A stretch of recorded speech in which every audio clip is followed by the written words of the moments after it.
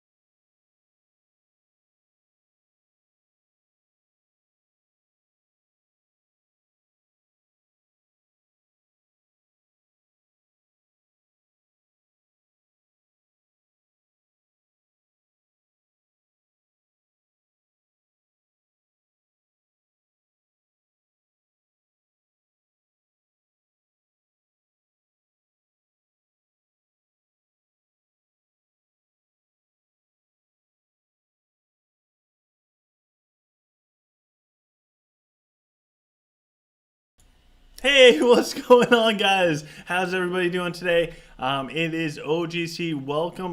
Maintenance is going to start pretty soon. So first, big shout out to Zanny. Zanny Hamilton was the first one here. Congratulations, they got the first post that wasn't just a testing post. Followed by Damari, who also said first. We have Temujin saying what up. So what up, Temujin? The strange one is here. Damari said, "Hey OGC, hey man, how you doing?" Ribo said hi. Please let me know which way to say it. I think it's Ribo. Zanny said hello. AOC, the end is here, saying hello. And Strange One said happy birthday. It's super weird. And I'm not a fan of birthdays. The Strange One said, why are you faster than the notifications? Damari also said, happy birthday, geez. Jerry's here. Oh my god, we got Jerry. We're good. Revenge forgot about the update. That is quite okay. AOC the end said silent live stream. Yes, good call, OGC. Perfect. Oh my gosh. Well, we got the cat puns for days now because all the ribo. It's ribo. Okay. Please excuse me if I get that wrong in the future. I will do my best. Oh, rye, like the bread. Ribo. I will do my best. I am historically horrible with names, so I will do my best to try and get your name correct, Ribo. And that is all that we can really hope for. Don't have high expectations with me. So we are going to have maintenance coming up shortly. However, we do have. I want to get this up in case there is anybody that is trying to get in to the community chat. So I'm going to try to get this down as fast as I can. So if you want to join the in-game community chat, send a friend request to what's that? 325-37916. I'll add you after me.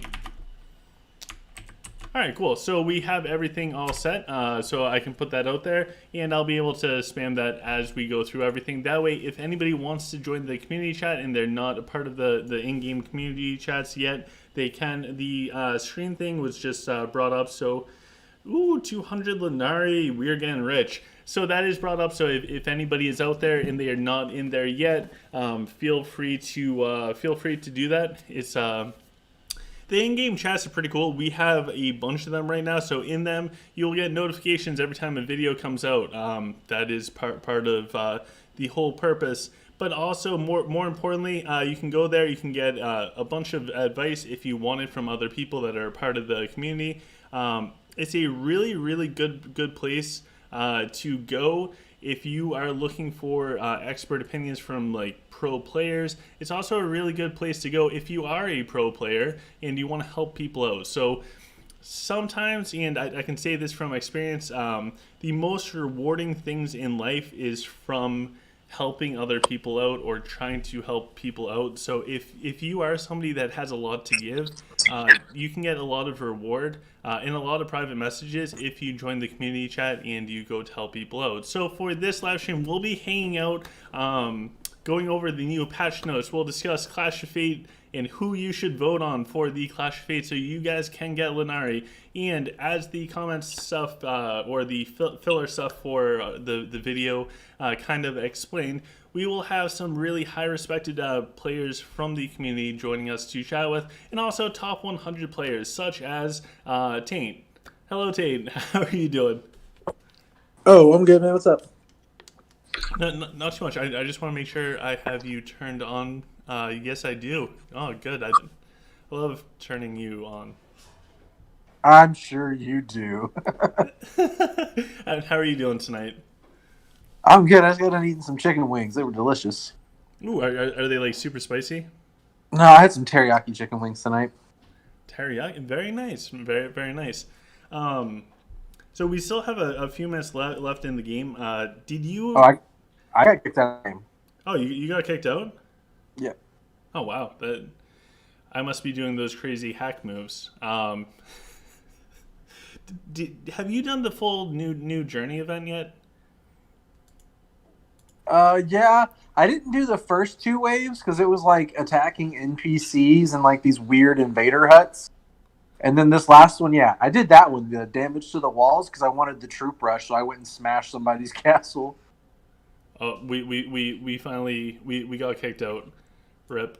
All right, let me switch this over, and hopefully I do this correctly. I did. Wow. So you went and you just smashed people's castles? I just hit one person real quick. Hey, that's perfect. It's only 600k wall damage. I mean, it's not a lot. It's really easy to do. Yeah, that should be like very very manageable for pretty much everybody. Yeah, it's not a lot. It's very easy. Yeah, so we'll have it for the first time. AOC is saying OGC turned Taint on. Great chat. We might also have chip and possibly strapcorn coming.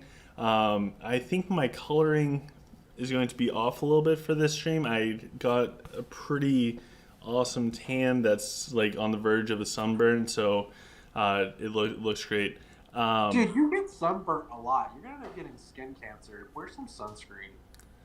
No, it turns to turns to a tan. I just hang out at the pool. It doesn't mean that it's not giving you cancer, bro. That's true. Let me throw on a sweatshirt in the middle of July. Oh God, the things that I do to look beautiful. You do look beautiful putting on a sweater.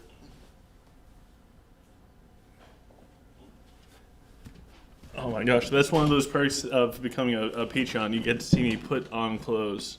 When is Katie ever gonna come on the live stream and talk?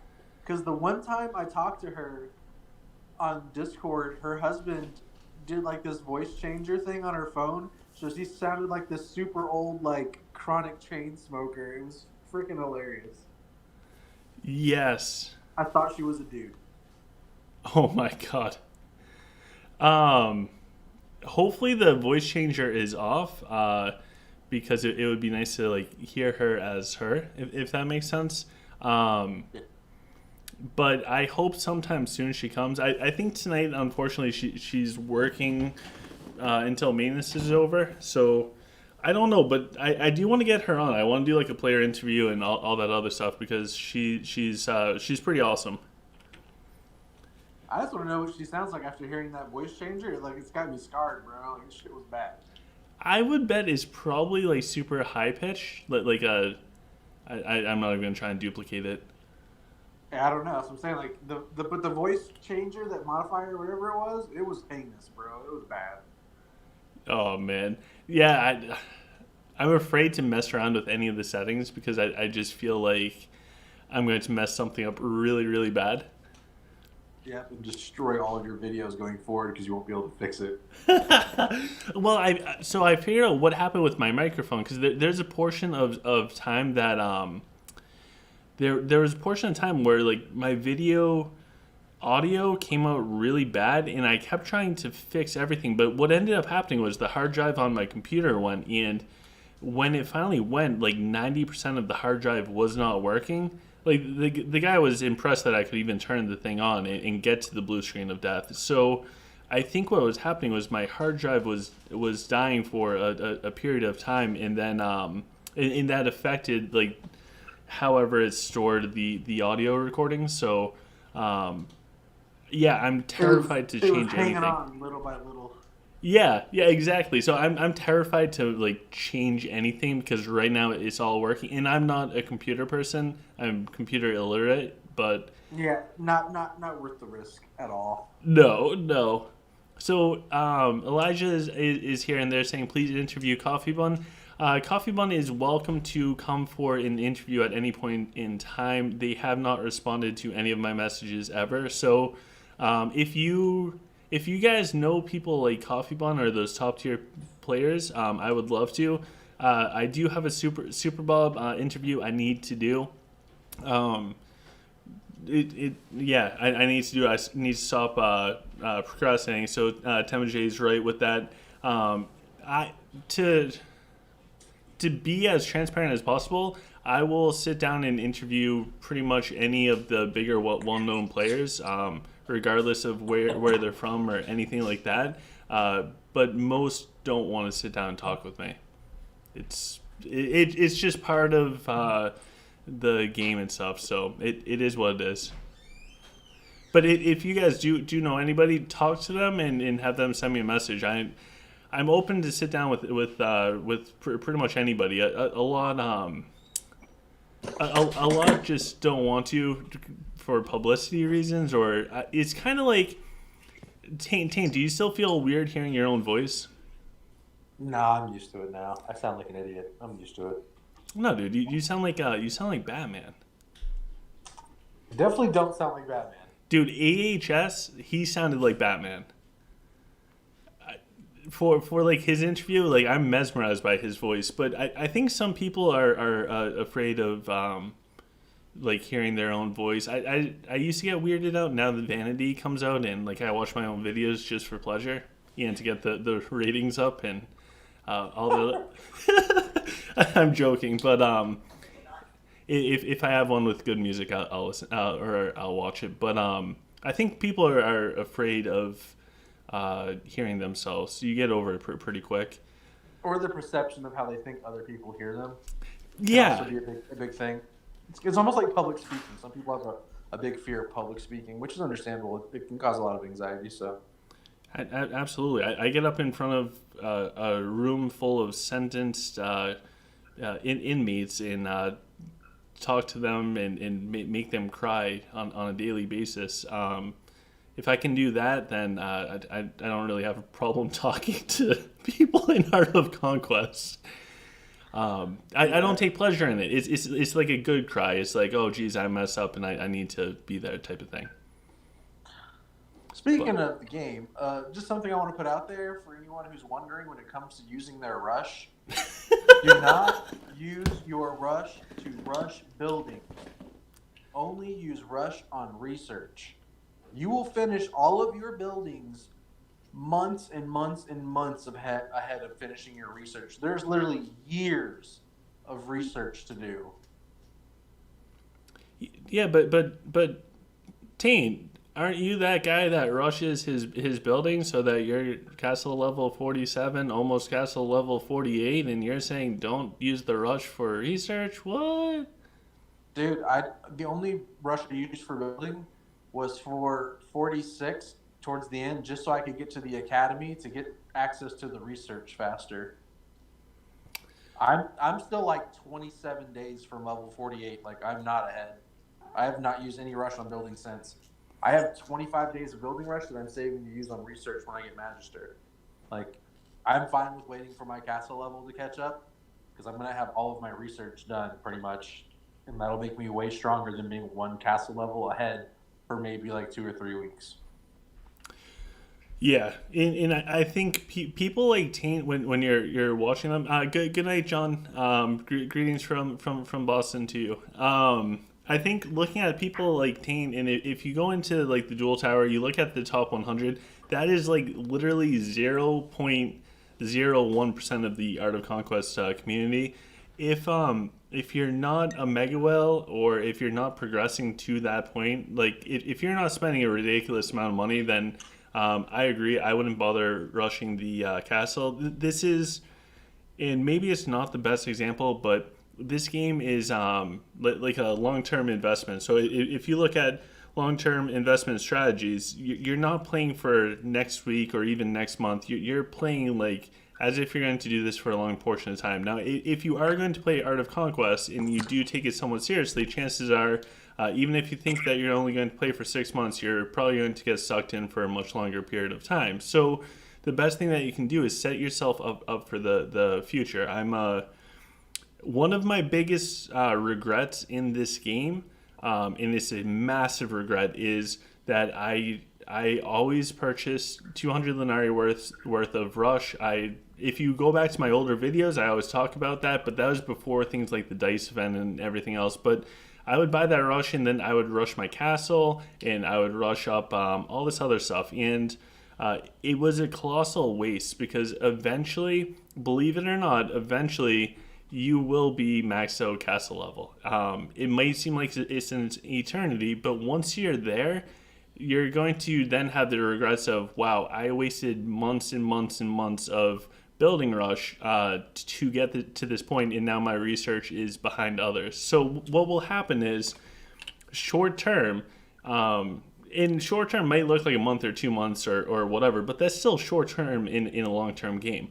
Short term, you're going to get a bunch of benefits, and yes, you might get a little bit more Lenari from events, and you might get a couple little perks like that. Win a couple PvP fights, not because you're necessarily better, you just have higher level troops. But what will happen is once everybody caps out at that same castle level, if there was somebody that spent the equal amount, did everything equal to you, but they invested in research, they're probably going to have a whole extra tier 15, tier 16, at least one of them done. They're going to be so much stronger than you, it's not even going to be funny. Yeah, it's it does add up, but that's with the long term mindset. If you're not playing for the long term, I don't know if this is necessarily the game for you, but there are short term benefits. So I can bash on the rushing buildings, but I mean the inverse to that is you can play for the short term. You can you get the choice, in there are benefits. You will be temporarily stronger. You should, in theory, place higher in events, and you should win PvPs, not necessarily because you're more skillful, but you just have the brute force. However, that temporary bonus is going to expire, and when that expires, assuming you're going up against an equal spending and an equal smart type of player, you're going to be at a big disadvantage. So, like a prime example, if you look at the top 100 in Dual Tower right now, I think there's 5, maybe 6 players that have really pushed their castle level, but all of them are uber whales. They pushed their castle level that high and had all the research rush to max out the research as they did it, and that's them. They are like the super outlier, where like everyone else, if you look, the average is still castle 47. They're like all these other whales, not just me, they're not pushing their castles, they're pushing their research, because that one more castle level, that one more troop level, that difference doesn't really matter. But having a whole research done on a hero group, like a tier 14 or a tier 15, the amount of power that adds to all of those heroes and your ability to do PvP overall just greatly exceeds having one more level on your snipers. Like right now, my snipers are level 16. I have 1.8 million damage. Somebody with level 17 snipers, they only have 400k more attack than I do. But it's not that much of a difference. Yeah, in the grand scheme. So Sweet Sight said, well, first of all, hi Adina, because Adina's here, so I have to make sure that we say hi to Adina, and also Jasmina, I think that's how you say her name. Hello, nice to see you. Oh, so that must be Jazz. Hey Jazz. Sweet Sight said, is OGC saying to use the blue rush on research? Yes, for rush. So there's a bunch to it, and I have videos out there. So if you want to see it, if you need the visuals of the background to for this, I have I think at this point multiple videos covering this. But this is what you do for research. I'll break it all down, and this is what you should do for rush overall in everything that you do for Art of Conquest. Whenever you do something, try and use all available buffs, and I'll give the example for building at first. For building, you can get yellow skills on a dragon. So if you don't have a quote-unquote research dragon, make a research dragon. That should be priority number 1. A research dragon has all 3 yellow skills. If you're not high level, then don't worry about maxing out this dragon. You just need to get it high enough. I think it's like level 18 or something. Double check. Again, I have videos out there that walk you through this. But get it high enough so you get all of those minimal bonuses. I think it goes up to the 3rd tier of the stuff, so it might be, I don't know, I think it's level 12 or 18 for the dragon. I'm getting sidetracked. When you go to queue up for your buildings, move onto a building tile. It should offer a minimum of 10% building speed increase, and put the research dragon out there, the one with the 3 yellows that you've leveled up those 3 skills to get the building bonuses. Only 2 of the yellows have the building stuff, but whatever, just do all 3.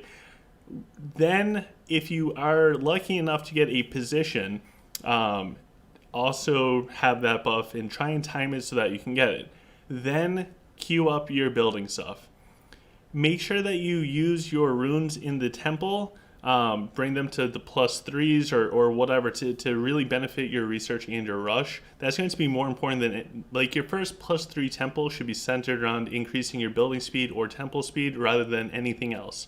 And then the +5 temple for the 30% research speed, that should be your first +5 temple.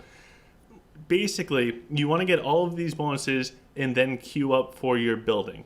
Once it's in the queue, that timer is locked in place. It cannot be changed unless you cancel out of it. So at that point in time, you're queued up. You don't have to worry about it for maybe like a month or a week, depending on what level you are. You can move off of that building tile, switch back to your PvP dragon, and you're good to go. When it comes to research, it's the same idea. You use the 3 yellow skilled dragon, the quote unquote research dragon. Make sure your temple is, you use whatever stones you have sitting around to boost up to hit those like milestone temple portions. You move on a research spot, again, minimum of 10% research. If you're lucky enough to have positions or a title or oracle, whatever it looks like, get as many as you can to queue up. Talk to your house lord and ministers for more information on how your house divvies that up. Then queue up all of your research. Do it for both troop and hero. Now, when we say using rush on research, I'll try and make this as clear as possible. Save your rush. Do not just use it every time you get a little bit of rush. Save your rush, and once you're able to move on to ideally a 15% research spot in Drake, or a 10% if you're still in Nor because it's a new server, whatever it looks like, move on to the highest benefiting research tile. Ask for a Magister or King from your kingdom and try to get Oracle. Once you get all of those, you put your research dragon out. That should be like the only time that you use your research rush or your blue building rush. And it should be used on research. That's how you're going to get the most benefit. Gaining 10-20% on research when you've saved up 2 weeks worth of research, that's going to add on a couple extra days worth of research, and that means that you're going to be a couple days ahead of your enemies. So hopefully that makes sense, and if it's a little bit confusing, again, I have a bunch of videos out on this, or just rewind the stream and Tane, whatever you want to add on to that, because I might have missed something.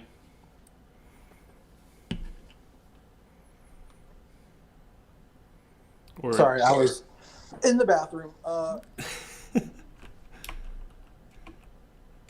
And also, hey, Katie. No, it makes sense to maximize. Like, you shouldn't be using all your rush immediately as you get it. Like every hour that you get from the void, using it immediately.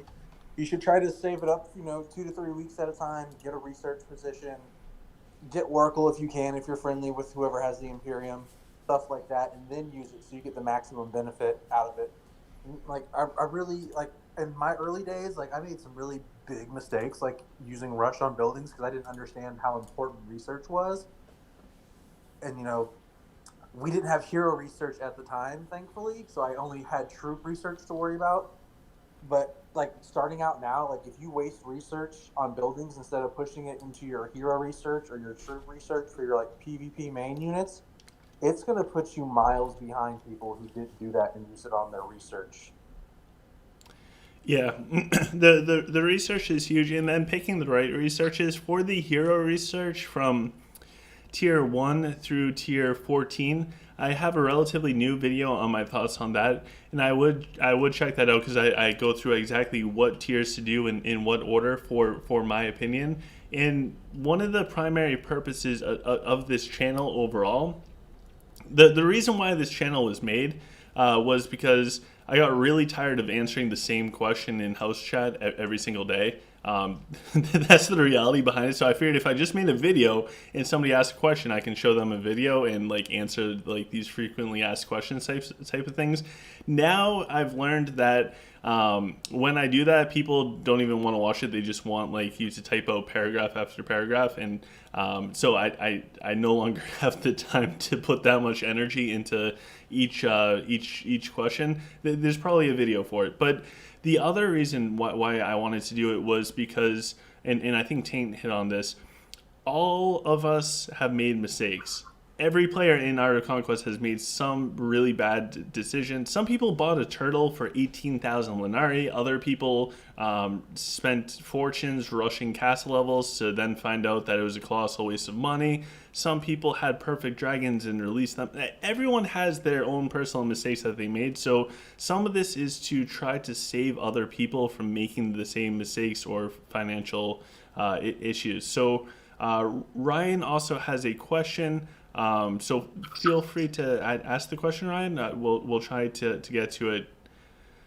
And Rachel said that they had to shut up on using blue rushes onto buildings, but level 17 snipers are so... Well, Adina, you're also like a different level of player. And Katie finished level 15 snipers and 15 sage last night. Holy crap. Katie's blowing up. How much rush do you have saved up for the tier 16? If it's okay to ascertain. Oh, so I'm not gonna use it for the tier 16 because the amount of EXP needed to get all of my heroes is 65. I'm pretty sure is gonna use up all of the EXP cards I have. So I'm gonna finish all of the I have 2 level 15s left to do, 2 level 14s, and 1 13. So I'm gonna finish, I think, all of my mage. So I'm gonna do 13, 14, and 15 in one go, and then work on the last 2 for rogue before I worry about 16. That's craziness, and that makes sense with the exp that's required. Although, and I think I sent to you a little while ago the picture with the Bazric stats. That thing was disgusting. Yeah, like granted, if I had the EXP to where it made it worth the investment to like push the rush into that, but like there's no point in finishing it to that level if I don't have the experience cards to level them up after 65. It just I'll get more benefit out of finishing the tier 14s that I don't have done and the tier 15s I don't have done. Yeah. But like right now I have like 230 days of rush total. I want to see. Okay. Sorry. Somebody asked about a video, so more than a. I just wanted to go find it real quick for them. Yeah, that's pretty nuts. But like I just save up my rush until I ask for a position every once in a blue moon. That way the lower level players have more opportunities at positions because it helps the house grow overall, which makes us stronger as a team. So like I don't care for positions unless I absolutely need it when I have like a lot of stuff saved up to use. So like once every 2 months or when I have a building to queue, I'll ask for something. Yeah, I'd be interested to know your thoughts with it, but I'll tell you mine, then I'll ask you yours if that's okay. Oh geez, hi Olivia. Don't tell anybody, Olivia. Shh, it's our little secret. So, when it comes to Hero EXP, my first thought, and also I'm very cheap. I think that's a given, but I'm not going to buy Hero EXP. I think it's no different than the castle level. I think if somebody is a major spender and wants the advantage sooner rather than later, it might be okay to purchase Hero EXP. For me personally, I think that as long as you can reset Hero EXPs down to 0 to get some back, and you focus on leveling up the heroes that you actually deploy, the ones that offer stats. So say for some crazy reason you don't use Rufio, but you still level him up for the free stats to level 50. I think that I will be perfectly fine waiting and playing it out, because eventually, someday in the long future from now, I'll be sitting on a insane amount of EXP cards again. It will not be soon, but that's my rationale with it. And most heroes do not need to be maximum level for full benefits. True. But that's just I me. agree. I agree. Because I'm not gonna directly buy Hero EXP. Like if I buy a different bundle that has it in there, that's great. But I'm not gonna spend money to directly buy EXP cards. I'm not gonna do it. The only people who do that, I think, are like the super uber whales, because they have so much rush that they're already maxing out the level 16 research and have all of their heroes at 65 anyways. So they're pushing those heroes to 70 because they can. Like for them, it's nothing. But for average players, even people at my spending level, like to just flat out buy that much experience to level up your heroes is a crap ton of money.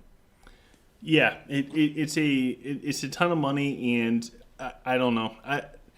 Granted, it is important because one level up with your hero offers so much attack and also so much health. So like your gladiators and tanky heroes are going to get a bunch of health. I know in the current meta that's not necessarily the biggest thing in the world, but like your rogue heroes, they're going to get so much attack each level up. So if you do have a castle level advantage over somebody, even if they have a temple advantage over you, your heroes should be equal or stronger in theory. So depending on the level of the temple. Yeah. You can be 2 levels higher than me, but my temple's level 7 and yours is level 5. My heroes will be as strong or stronger still. Yeah, and Kitty G agrees with Taint with the perception on or the opinion on the EXP for the heroes. And what a lot of people forget is like one of the ways we used to level heroes back in the day before there was all this like hero trials and stuff is you take 2 heroes and you either borrow or you make a bunch of off-race lich skeletons and then like play human or dwarf or whatever and just run them into somebody's wall and let them all die, and all those troops dying for being off-race will shoot a bunch of experience into your heroes. That was like the old school way of boosting heroes, and if you do that in Drake, sitting on those extra hero experience tiles, it'll take a bunch of time and some energy potions, but you can quickly power level, as they say, your heroes that are important for PvP without using EXP card.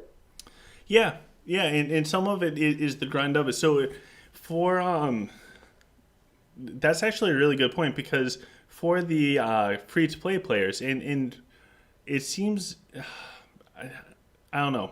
This is my observation. A lot of not all, but a lot of the free to play players I know have quite a bit of time that they have for the game. And if you're a free to play player and you do have a good portion of time to play in the game, or even if you're a spending player, it doesn't discriminate. Spend that time to do something useful. I can get caught up and not do anything in the game other than chat. But that's just me, and given the stuff that I do, it somewhat makes sense. But for the people that have the time, take advantage of the time that you put into the game. Go farm honor, go farm EXP, and do it as efficiently as you can without like destroying your stockpile of potions or whatever it looks like. So it looks like we have a question from, or I want to read Adina's comment. Then Ryan has a question for us. So Adina said, even the top 3 guys are still not completed their level 69 heroes. They have been able to boost the most important, but not all. So interesting to see. So Ryan said, I've had players from newer servers who have been interested in joining a large house but are afraid they won't get positions, and they feel like they need to grow to do so currently. They said, what would you say some advantages of joining a big house over gaining the bonuses of being a whale in a small house? All right, this is a really, really good question, and I'll be interested to hear Taint's thoughts, but there's one person that comes to my mind, and I'm not going to say names or anything because we're friends, but I don't know. Some people like Taint, I think for the most part, most of the stuff that he tells me, definitely not all, but a good portion is shared with me to hopefully share to better the game. Other people are a little bit more private, but this person comes to mind because they were interested in joining Blood Moon. Wicked skilled player. They came from a server that was much newer. I think that they probably had King or Magister or Chancellor every single week that they've ever played. It's like one of those servers. Like the dude runs the server. So ultimately, it's like the best thing for that player is to stay where they are to keep growing. But it changes. So yes, there are pros and cons of being like a whale in a small house or being like a normal sized fish in a big house. So what I can say is, if your goal is to grow as a individual, then be a whale in a small house, assuming you're on a server that you can survive in. That will definitely help you out. Personally, your account, you will get good. The benefits of joining a big house, and I think a lot of this goes with they're small things, but they mean a lot. So one of the benefits of going to a bigger house and being a normal sized player where you're not going to get King every week or Magister or something like that is you're going to get experience from working with other players. You're going to be challenged more, which is ultimately going to make you grow as a team. So say before you weren't able to make it to Clash of Fate Championships or make it super far in that, now you might be at a position where you might not make the team, but you have a goal to make it to the team to hopefully hit the top 64 or whatever it looks like. But your access of information is also much broader. You're given more protection. It is harder to take out a big house than a little house when a war finally does break out. And you can build long-lasting relationships. But I think that there's different pros and cons. Like, if I went and joined EG, which would be awesome, it would be a different experience than being with Blood Moon, or any of the other houses. Like, it's different. I don't think it's one size fits all. I think it depends if you want to be the top dog. And trust me, being number one in your house or being very high up in your house, there's a lot of pressure on you, man. Like, for my house, before stuff happened, like over a year ago, it was like Tyrion and then me. And there was a lot of pressure because something happened in game. You're expected to respond. You're expected to be there. There's a lot of expectation because if your house is giving up top positions so that you get the top positions, the trade-off in that is you better be able to protect them. That's just my thought. So for me, it's a lot of pressure in those situations. I'd much rather just kind of sit back and do my thing. But that's just me. But anyways, sorry for my rambling, Tane. I want to know your thoughts on all this. I think being the whale in a little pop starting out, and your researches are short and your building times are short, are great. But once you get up to like the 40s, 45 plus for like building, and then also like the higher researches, you don't need King, Magister, or Chancellor every week. It's pointless.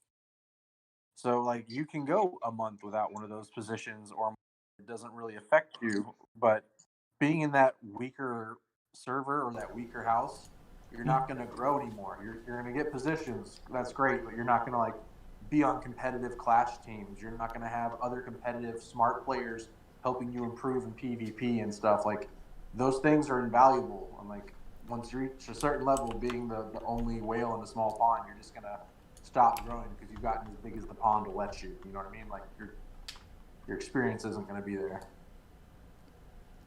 Absolutely, I fully agree. And we also just real quick, I don't want this, but I don't have much choice if I want to be happy for the rest of my life. So we have a guest. Just do your thing and leave me alone. Hey guys, OGC girl here. Just wanted to say happy birthday to OGC here. It's his birthday. He's super old now, but just as awesome. And just wanted to say happy birthday to him, and of course to Strapcorn as well, because it's his birthday too. Happy birthday, Strapcorn. You're welcome. Thanks. Now leave me alone. Rawr. Wait, was that Chip in the background? Yep. Oh, dude, Chip. Where did you come from? We get people popping up. Sorry, I don't have Discord up. I was a little late.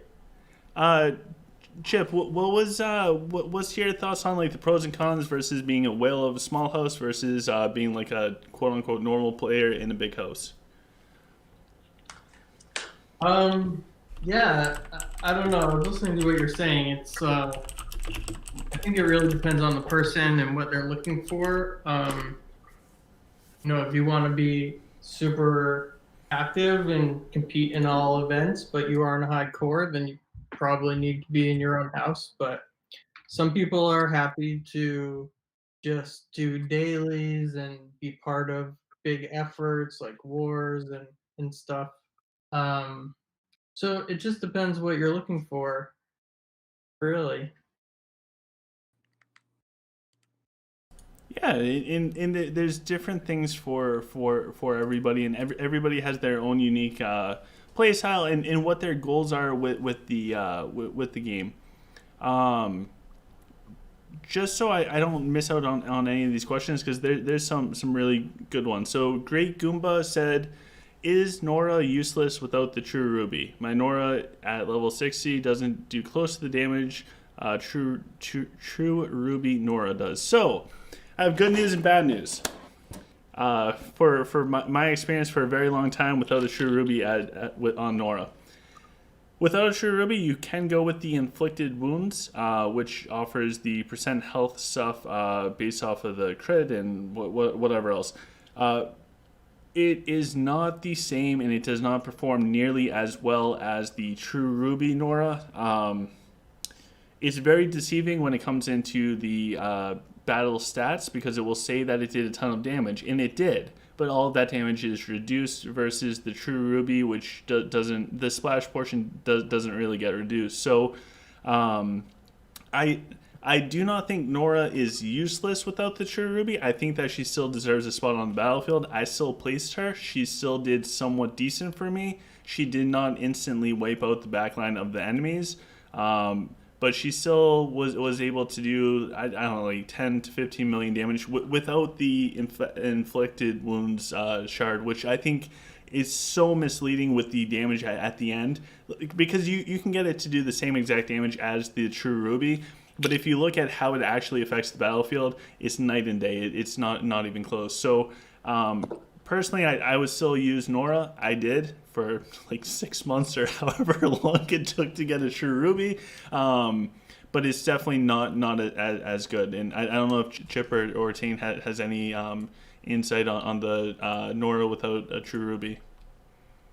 She's still useful because she applies weakened armor. That's true.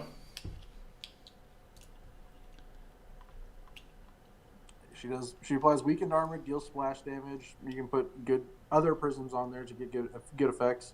She's definitely worth fielding over like a mage when your mage sucks. You can't not field her. She just does too much damage, I think. But I don't know if Taint has a different experience. I haven't found any other true ruby array that I like at all. Yeah, I only use the true ruby on Nora, and I have 11 of them. Jesus. Oh my god. I wish we could trade them. Pretty soon you'll be like infusing with them. I'm tempted to do it and record it just for fun. we also have somebody whose name is written in a different language with like different characters, so I'm not even going to try it. I'm sorry, man. I think it starts off with like a X with a vertical line going through it as well, and they said I use Ruby Dragon. Better they make upgrade skill on combinations of skills and boosts on few seconds on defense skill. I saw your replays, Dragon in front. Wow. So this might be translated because of the language barrier thing. So it will be interesting to see how the True Ruby performs, if this is really a buff, which we'll ask our panel of top players in the world in a few minutes once we get through these questions. We hop into the patch notes. We also have Emiya saying, what about the True Ruby ability on Jax, since Jax shoots at a higher rate than Nora? So for Jax, I think that the Dragonic one, like the one that's associated with Nora, not for Jax, but is it Devastating Strike? Which one's the one that does the percent health true damage? I think it's Devastating Strike. It's okay. Like, it's not a bad prism per se. Mhm. I've just found that I like running negative buff or positive buff, like defensive arrays, more than I like offensive, like single hero buff arrays. Yes. I like buffing my troops more. Especially with the increased levels. Yeah, and using snipers specifically, I want to get their damage as high as I can. And also, I'm still 46, so I'm trying to get my sniper damage up to match players at 47. Sorry, I just saw Adina's comment saying that I'm looking great for 40. Thanks, man. Jesus. Wait, you're only level 40? Oh my god. Oh, I'm not 40 years old. I'm not even close to 40. Oh, all right. So Bro, she just played you. yeah, she did. Oh my god. So HSO also said, hello, I'm from Turkey. I love you, Art of Conquest game. Hello to Turkey from Boston and Massachusetts. So Another question that we got is, AHSO also said, how do you get stronger in your game? Subscribe to the channel, spend money. Two best secrets I can give you. The person whose name starts with an A and last name starts with an A said, "What about true emeralds? Which combo can potentially be the best? Wave power or the one that gives moral boost for a human player?" I like wave power looks good. The other one that I think looks great is the one that when you cast a skill increases damage. That's wave. Oh, it's the same. Okay. Yeah, and wasn't there I don't another have one? so I can't try that. I thought there was another one that boosted if it's like humanoid, like a racial boost. Is that true? The emeralds are the racial attunement, like overall army buffs. Those are really strong. Those are good. And then there's one that boosts your army troops, and then like every 10 seconds it'll give a random unit a boost. That's also very strong. Mm-hmm.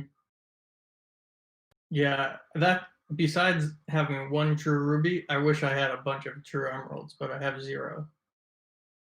So I really like the pestilence setup, I know. the negative army stuff, and I have 6 true amethysts right now. So like I'm waiting to get another prism so I can run like 5 of those in PvP and just like completely debuff an enemy army.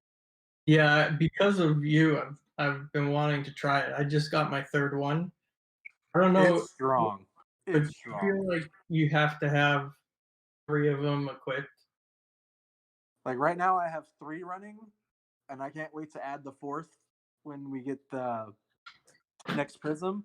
But also for like Dragon Abyss, Void, all that stuff, when I go into the Abyss, I have 1 to protect my dragon and the other 5 put on Pestilence to just massively debuff the enemy in the Void. Oh, that's smart. That's pretty huge. It helps a lot. So it seems really random though. Does it affect heroes at all? Yeah, for PvP it does. It can, but I feel like it almost always hits the enemy ranged units or their melee units. Like it's rare that I see heroes. And what level are your prisms that you have it on? I have one that's level 9 and the other ones are level 8. Yeah, I feel like it's got to be pretty high to work. The percentage doesn't seem to make much of a difference without it. Yeah, like the only prism I have at level 10 is Nora. The other ones are all level 8, and then I just made one of them level 9 the other day. In random question, because I think Revenge brought it up, but I'm also really interested in. So if you decide to go with a shard on Rufio, and you want Rufio to do more damage, is it better to go with wave or overall? That's a tough one. I think I'm seeing more and more people switch to the wave. I see less and less overall, and more people using the wave prism from what I've noticed in like the replays in tower.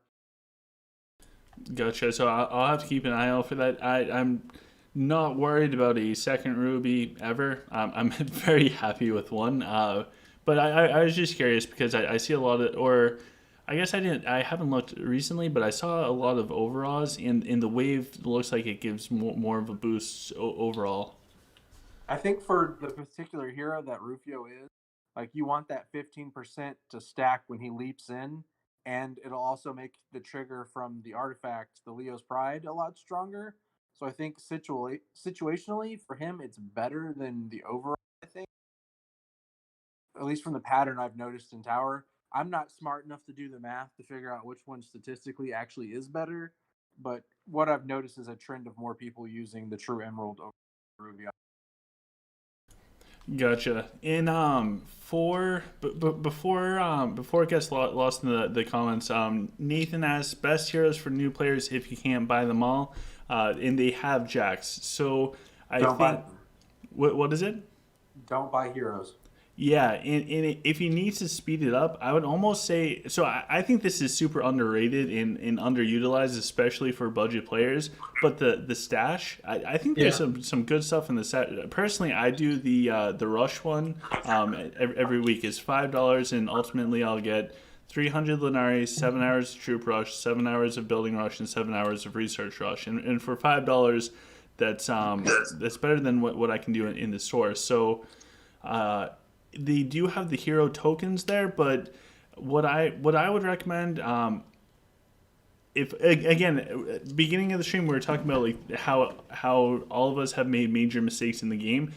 If I could redo it it's really hard to say this with hindsight. So take it for what it is. It's really easy to say it. It's really hard to do.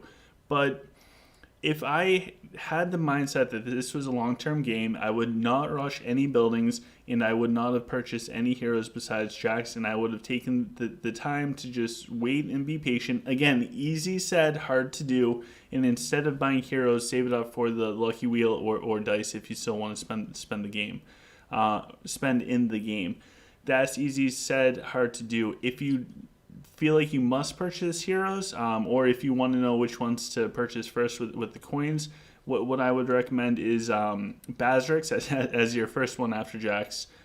Well, Jax you purchase, but like the first one you get, just go for Bazrix. He will change the game for you.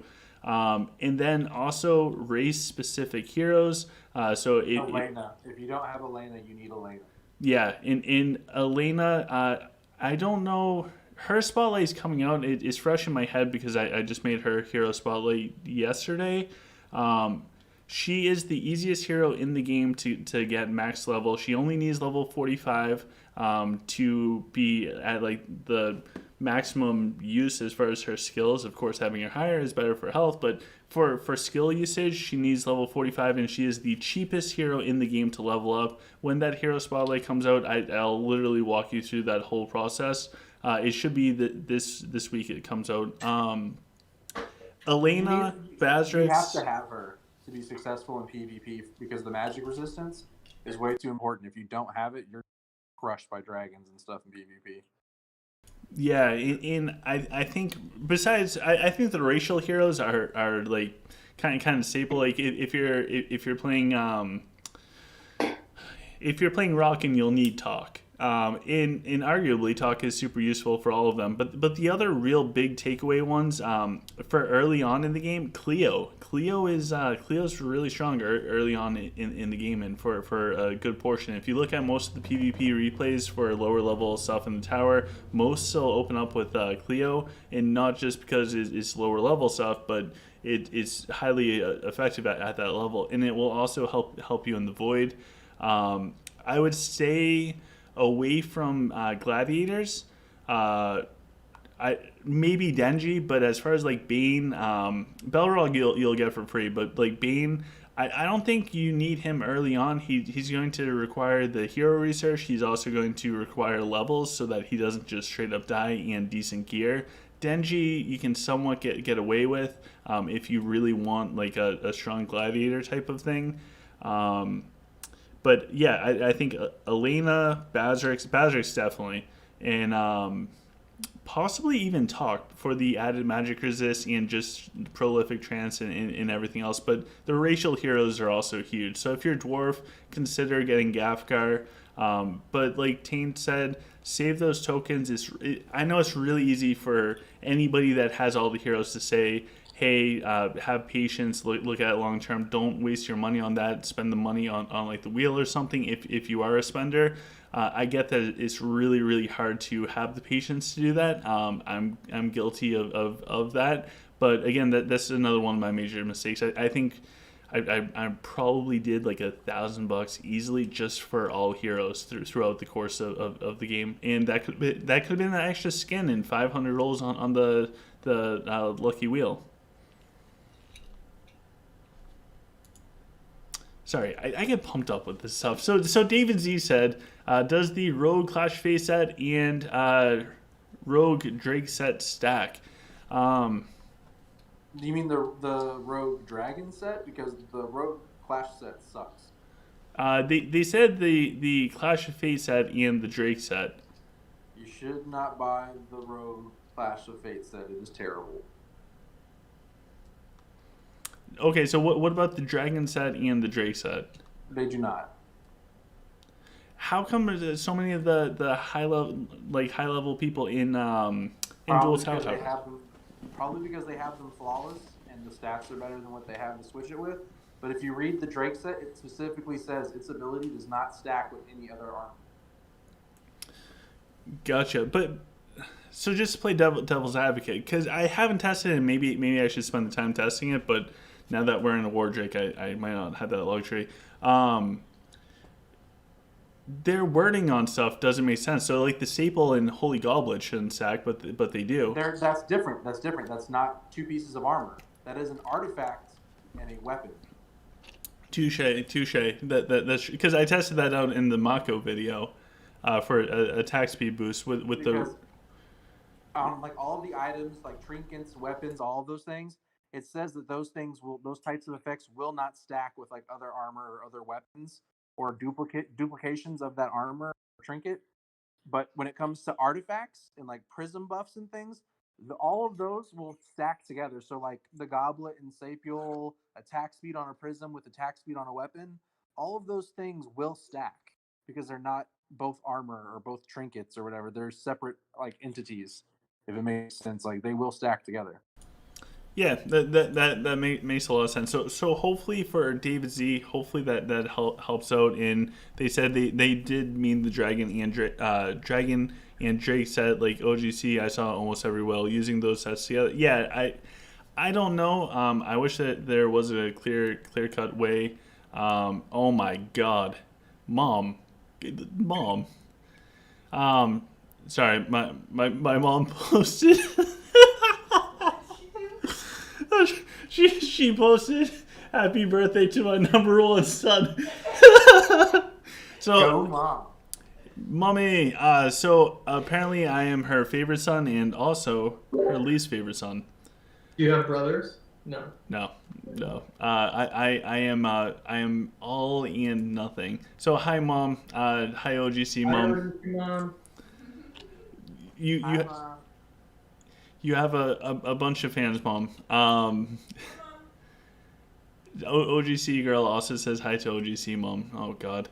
But for the Drake set and the Dragon set, like the Dragon set doesn't say anything about not stacking, but the Drake set itself, like for the number 2 or the 2 armor bonus, it specifically states that it will not stack with any other armor effects. I just noticed she got my name wrong. She has it as OCG. It was a really good try, Bob. It's the thought that counts. It is, and also thank you for dinner. I eat so much seafood. Sorry to get totally sidetracked. Jonathan Todd said thank you for making OGC. It's been a painful process for her. Oh, and OGC girl says, "Oh, you guys are all adorable. This is a war game. This is serious. There is bragging rights on the line. Friendships to be made. Kingdoms to be burnt down." Oh, oh, my poor mom. She's like, "Oops, mom, go have a wonderful night." So we should probably hop into the patch notes if you guys are up for it. And by the way, mom, this is somebody that is Crazy Cat Lady. Crazy Cat Lady, please say hi. Hi, OGC mom. That's Crazy Cat Lady. And then we also have somebody that goes by the name of Chip. So Hey, OGC Mom. And good night, OGC mom. So we'll hop into the game update. Hopefully get your guys' opinion. I think the big thing is going to be the Ruby Dragon, but we can go through all of it because I think it starts off with event adjustments. So all the bosses of the 4-star instances in the group raid, the swamp will have health bonuses. I think this one's pretty clear cut. Like it's well needed to make these competitive. Yeah, currently, I wish they would balance the races for the events because currently, like they're just locked into one race being successful in like the events. Like you have to change race or. Yeah, I agree. It's pretty pretty wild. And for the fewer mech related quests that will appear in treasure hunt events, was this a big thing or much different than the necromancer ones for you guys? Honestly, I never noticed a problem. Yeah, and as I said in the patch note video, I think this might be geared more towards free to play players that don't have Jax and they only can have one possible mechanic. Oh, that's true. I didn't think about it from that perspective. Then yeah, that probably is a pain for them. Yeah, I feel bad, but it makes sense. I don't like this because I want to. If someone beat me, I'd want to go and try to fight them right away. This is gonna make us when we try to fight each other. We're gonna have to rotate who attacks who. Oh, for mines, yeah. The mines thing, I think it's stupid. I think mines works fine the way it is. The people who complain about it aren't going to win mines anyways. Like it's not relevant. Oh god, Yeah, but that's it's not so harsh. much about winning as just having fun and being able to have the freedom to attack someone. Yeah, and I think sorry to sound like a broken record, but I think that this will change the strategies of Minds of Mayhem when it comes to if there's like two people that are seriously doing it, going back and forth. Because if one person, like number 2 guy beats number 1 guy, takes the lead, then the other guy can challenge. Like it might have some strategy implications, but overall, I don't think it's really too big of a deal. I also don't take mines seriously, and I only go in there so I can fight people in. Yeah, so this is just gonna make that harder to do. Yeah, which is lame. Yeah, in the mines to some degree, and maybe this is just a different perspective. Like Revenge just said, I'm always trying to win that 800 Lunari. I think for the in Revenge is 100% free to play player. So I think the mines is an awesome thing for free to play players, and they might take it maybe a little bit more serious than us, or there's more of an incentive for them to try and win as opposed to having fun. So who knows? I don't like changes into the game though that limits my ability to play how I want to, and that's what this is doing. It's restricting my ability to challenge and fight whoever I want. It's like the wrong direction to go in. Okay, so can I be like a devil's advocate and ask you a follow-up question to that? Okay. Do you think that there should be a power requirement to challenge somebody that's higher core than you? In events and things like Clash, no. Okay, all right. The Clash one I can get on board with because it can be a little crazy. In like the regular like server and like Drake and Nor, the power requirement's 100% necessary, or you would be chain dueled by like 30 alts continuously and never be able to do anything. That's the reason why they implemented it. Yeah. I think that it should be, even if it's not. I think right now you have to have 60% of the core power as the person that you want to attack at a minimum. For Clash, even if they reduce that to the other side and said you need to have 40%, that way you can't just have like an alt count in there to fill in a void and attack somebody, but to give a bigger window for Clash, I think would be beneficial to Clash overall, because you can't. Most houses, not every house, but a lot of houses have like that 1 or 2 people that's just way above everybody else, and if that's the relative norm for the game, what happens when somebody on the other team picks up the flag? Nobody can challenge them, or only 1, maybe 2 people can. So I think even reducing it a bit just for Clash may be beneficial. I don't know if the game works that way. I have no idea how it's written. Before the flag implementation in Clash, it wasn't a problem. But like you said, like you can have a really strong player pick up the flag and literally be unchallengeable. Like people who go up against Coffee Bun's house. Like if Coffee Bun touches the flag, they've captured it for free. Nobody can even try and challenge them to stall out the timer. Not even win, just stall out the timer. There's no chance. Yeah, they get a free flag every time. Yeah, it's pretty wild. So if they could do that, yeah, the Clash adjustments should be there. And if we do have time later on, by the way, as an update, we got 58 minutes until servers are up. if we get through all the patch stuff, I have everything for Clash Fate coming up, so we can all make our predictions, see if we are right or wrong. In Gnomes had a question about some person, I don't even know who that is, capping everybody in the Drake. I am sitting beautifully in a city next to Chip and Chan. So for the next thing, there are game balance adjustments.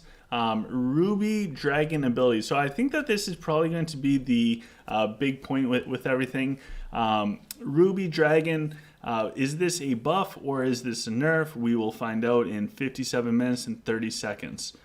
So Rampage, the Ruby Dragon, gradually becomes upset. Pretty much it turns into Taint when people poke him over and over. It allows damage they receive to be reduced by 35% every 10 seconds after the battle has begun. So the battle is decided, in theory, most of the time within the first 10 seconds. But every 10 seconds after the battle has begun, the damage reduction will be decreased by 7%. Converted to attack, the attack will actually be 8%. So in theory, 50 seconds into the fight, they'll have 40% more attack. So what's your guys' thoughts with this change to Rampage? Is this a buff or a nerf? Well, my first question has to be, do these definitely replace the existing skills or they're added to it? It looks like they probably replaced them. Yeah, I don't know if this is a buff or a nerf, because it depends at what layer that 35% damage reduction is applied to.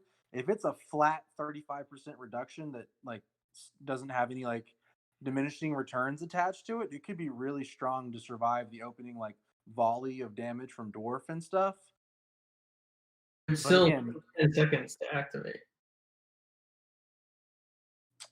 Yeah, it's hard to say. Because it should be the first 10 seconds having 35% reduced damage, which is more than a Blessed Dragon scales. So it looks almost like Rampage replaces the scales, and then the scales replace the damage portion of it all. It is crazy, and Nathan just became a Patreon, so thank you, man. For people that don't know, and sorry guys to get off on a little thing. For people that don't know, the Patreon thing was started when the whole channel was. It's a way to help supplement for creators and stuff, and it helps. There's a couple perks to it. I try to make things more involved and make sure that you guys are always involved. So Nathan, on the Patreon's page, make sure just put a comment anywhere with your player ID. I can add you into a separate Patreon chat where if you have any questions, I will not miss your question and I'll be able to answer it. Just give me like 24 hours based on my schedule. But there are some perks to doing the Patreon, and it helps to supplement everything. So Patreon is huge. It sounds weird, but I was unemployed from a place of employment for about 2 months.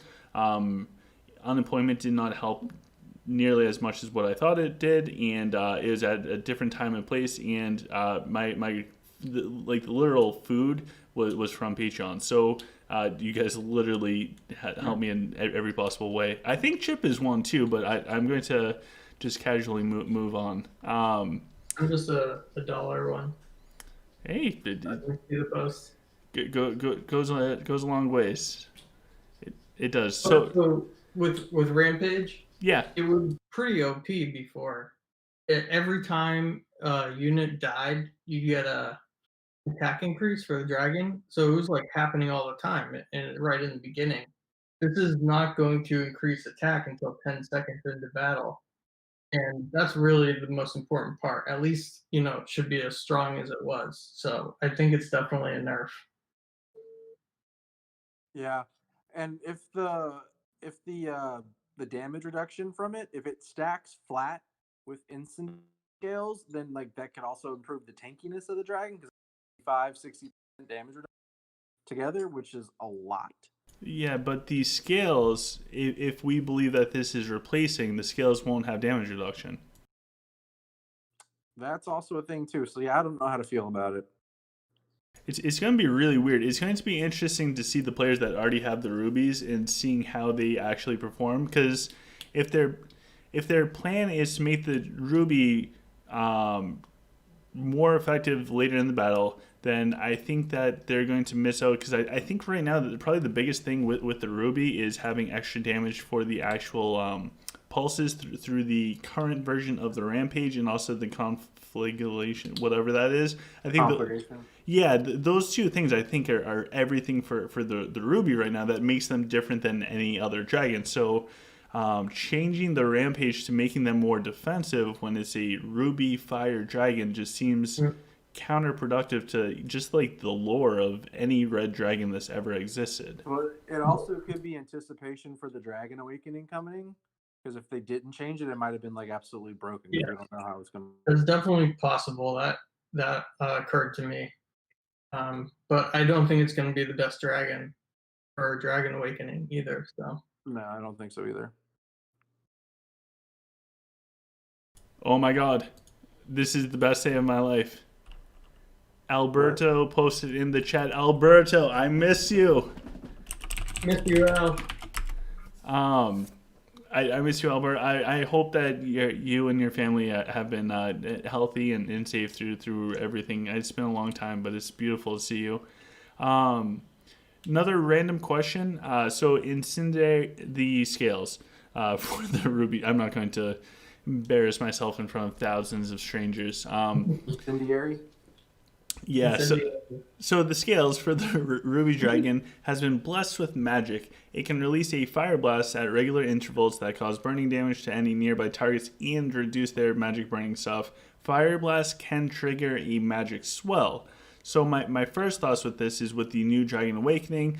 First of all, this is fire damage and a fire blast, so that's a good thing. And if the fire blast can trigger a magic swell, this might be why they changed Rampage, because that together sounds broken as hell. Yes, so it depends on the range of fire blast. So just bear with me for a second. Say that fire blast travels some sort of distance from the dragon. It's not immediately next to it, because it fires a fire blast. So say that goes some distance, and wherever the fire blast lands puts out a magic swell. All of a sudden, everything gets the 109 destruction, loss of health. That could be kind of cool. And considering it's fire damage from the scales, which is needed, you kind of need that. I think just the idea of triggering more magic swells is a very strong thing for any dragon. But that's my thoughts on these scales. I think that this is actually really awesome. You also got to remember that fire damage is one of the stacking damages for the destruction tree. So every time they get hit with any type of fire, including the burning damage over time, it adds a stack of damage, like penetration, or like it lowers their resistance to that element. So they could like stack serious like damage over time and like start melting troops. So I think it's a nerf.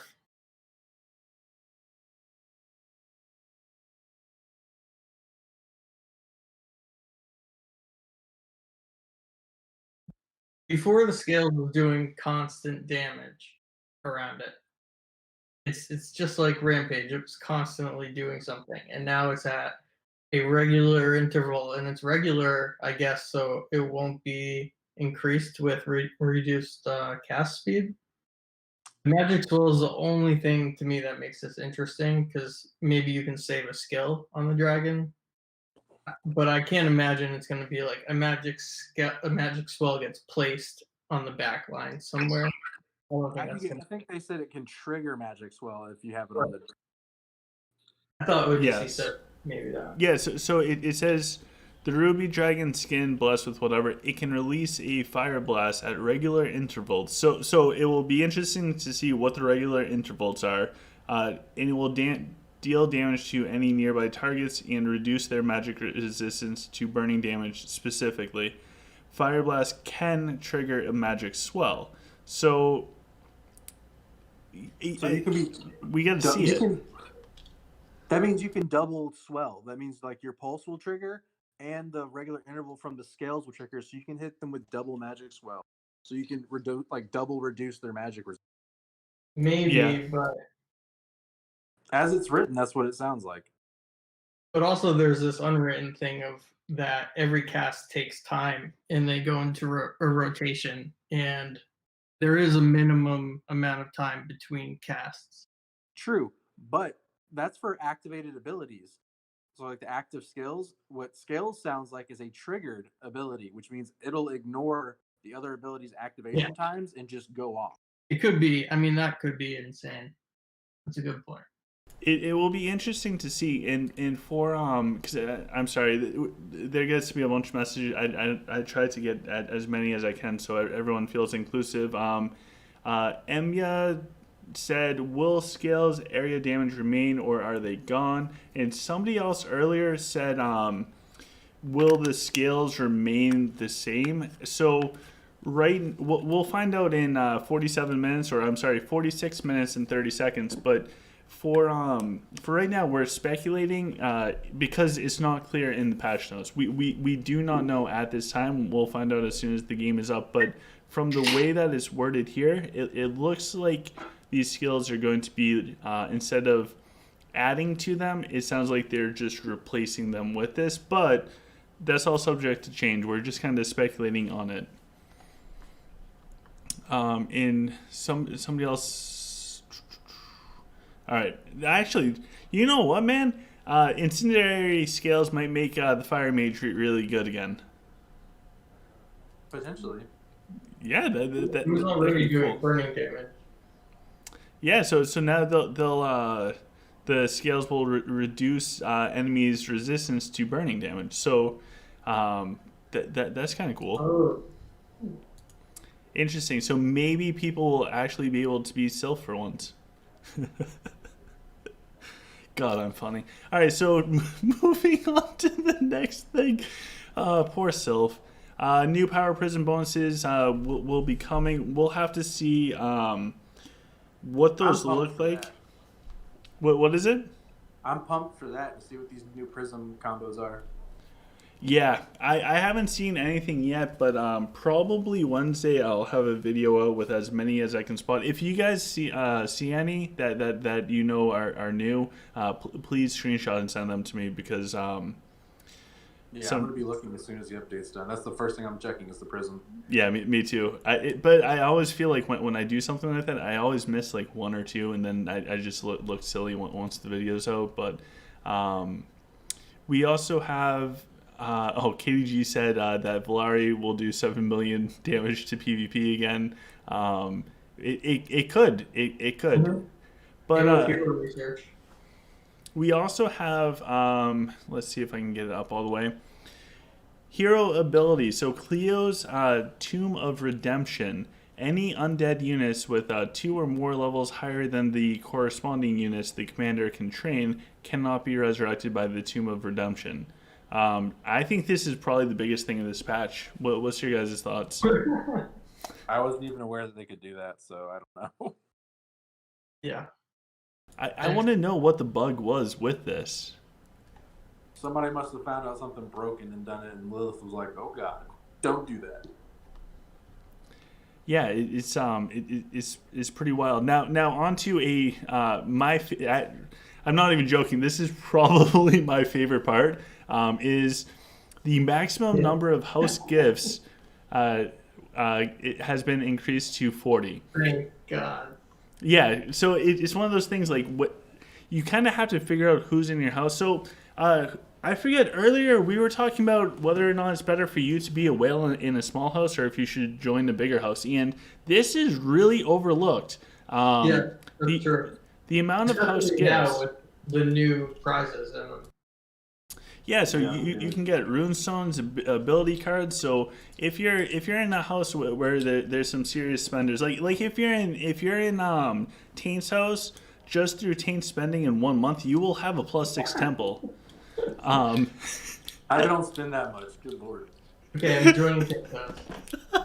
So my experience with Blood Moon, which all I can speak on is my experience, and it's not. I'm not necessarily. I don't know. All I have is my experience. So I'm sorry that I bring up the Blood Moon so much for the people that do dislike Blood Moon, which I don't understand, but that's a different conversation.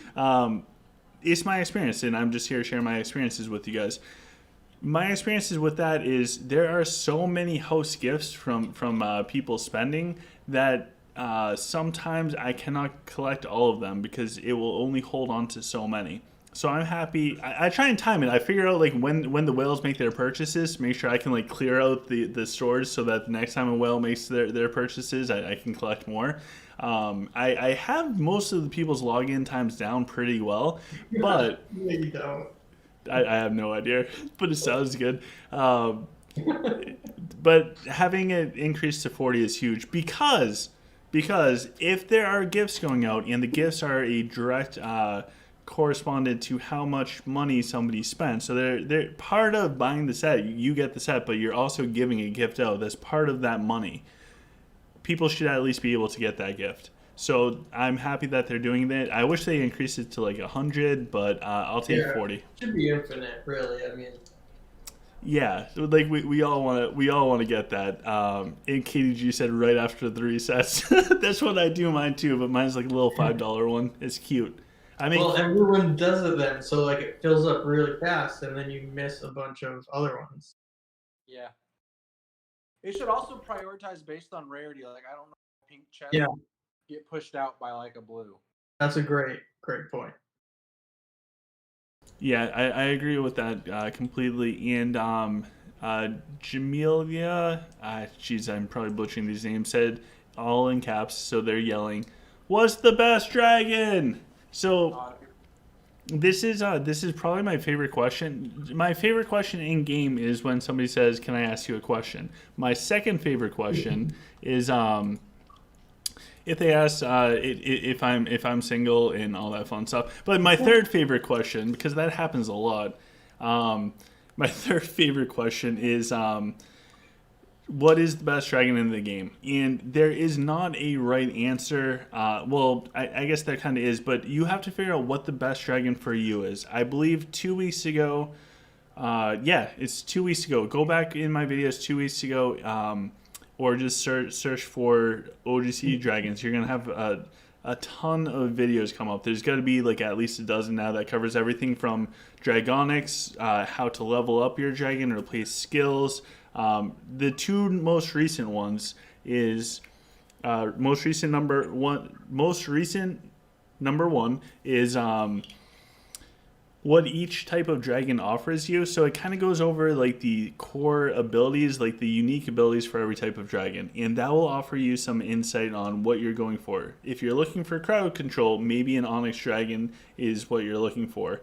If you're looking for whatever the new Ruby dragon does, maybe that's for you. And I will have to update that. If you want a dragon that's really going to protect your troops, maybe a green or a jade dragon's for you. If you want something that's going to offer damage reduction and a heal over time, go for the Azul. Azul is also super tanky.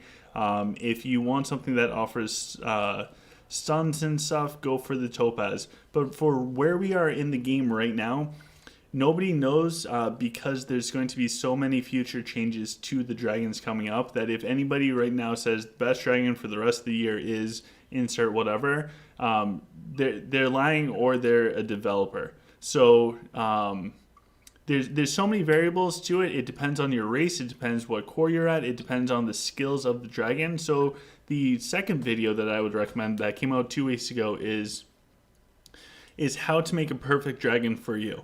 So what it does is it walks you through creating dragons from not having any all the way up to having a perfect one. And the moral of it is when you finally pick out what color dragon you want and you join the OGC community chats, which the link in the number to send a friend request to is in the chat right now. When you figure out what dragon you want, it walks you through, and it's kind of a progression because you can go all in and try and make that perfect dragon, but if you don't have a backup dragon, you will be so disappointed. It's happened to me because if I took my own advice with this game, I'd be so good, man, but I don't. So it's happened to me where I did not have a PvP dragon because I thought that I was feeling lucky. It's happened to a friend of mine named Kurdistan, and boy, oh boy, was he pissed. It's happened to a lot of people. So having a backup dragon is really good, and it's not. Some people, there's always going to be that one dude out there that first try rolls perfect dragon. I don't like that person, but there's always that dude. For most people, it will be a progression forwards, and it will take time, especially if you want to play safely and long term. And I think that's the best way to go about it. So there is not an answer for what is the best dragon. There are a ton of factors, and some of it is exploring the game and finding out what parts you like. What's your personal play style like? Toby and I think Toby, Kurd, Taint, absolutely, and Chip to some degree are very aggressive players on the battlefield. I'm really defensive. That's my play style. That has a huge impact on things. But anyways, I'm really rambling at this point in time. There is not a right answer, and there's so many changes coming up with dragons. I feel bad for new players right now trying to figure out what dragon to make. But for people that are around, if you have a quote-unquote decent dragon right now, hold on to it. Wait until the new Dragon Awakening comes out sometime in August. I'll share the information as I get it with you guys. But hold on until we get all the information before making any major dragon changes. And I'll pass over to Chip and Tane if they have any insight on dragons. It's a huge talking point with Art of Conquest overall. It's so important for the game, but there are things that don't have a direct answer or a one-word answer. So I'll pass over to you guys. Whatever you guys want to add on. Well, I agree with a lot of what you said, mostly because I think if you're not a whale, then you should approach the game like whatever is the best thing that you get, you should play to that. And I think that especially goes along with gear. Play to the buffs that you get. If you have to play a healing meta because you got all these healing received gears, then you play that. And if the hero bred dragon that you happen to successfully build is an Onyx, then you play with that. Or if it's an Azure, then you play with that. But you have to play to that dragon's strength. And so if it's an Azure, then you do all the healing stuff. And if you have an Onyx, you got to do all the damage stuff and magic resistance. So that's my general advice. I do think we could speculate about Dragon Awakening. There's going to be a lot of changes. So if you want to get into that, then that's cool. But we could leave it for another time. Yeah, well, and I'd like to hear. We can hop into the Dragon Awakening a little bit for right now. I still think so. My thoughts on that is no different than like the PTR patch notes, because there's so many things that can change from now until it actually gets released. And if people don't tune in for all the videos, which I don't blame you. If people are only catching me for right now, I rather wait until all the information is a little bit more accurate. I know we covered it a little bit the other day. I was super excited, but I do try and wait until we have the most accurate information. But for overall, the question, what's the best dragon, Taint?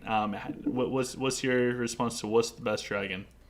Onyx, still the best. You can't beat the crowd control, and that 20% damage reduction is just super strong. And then with the dragon, go based off of what those notes are that we saw, whether those hold true. It says every unit hit by a black hole, not crowd controlled, hit by a black hole, takes 40% reduced damage. Or do they deal 40% less damage?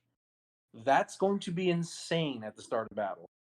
Yeah, in the external voids should trigger it as well, and it does say units, not troops, so that should imply, just like the general and sage wording for their stuff with units, that should I'm sorry, usually in the game where it says units, it implies heroes, troops, and dragons. So if that is true for heroes, troops, and dragons for anything that's in a black hole, I have to agree, but I also have, in my opinion, a quote-unquote perfect Onyx Dragon, which I want to re-roll, but I'm not going to.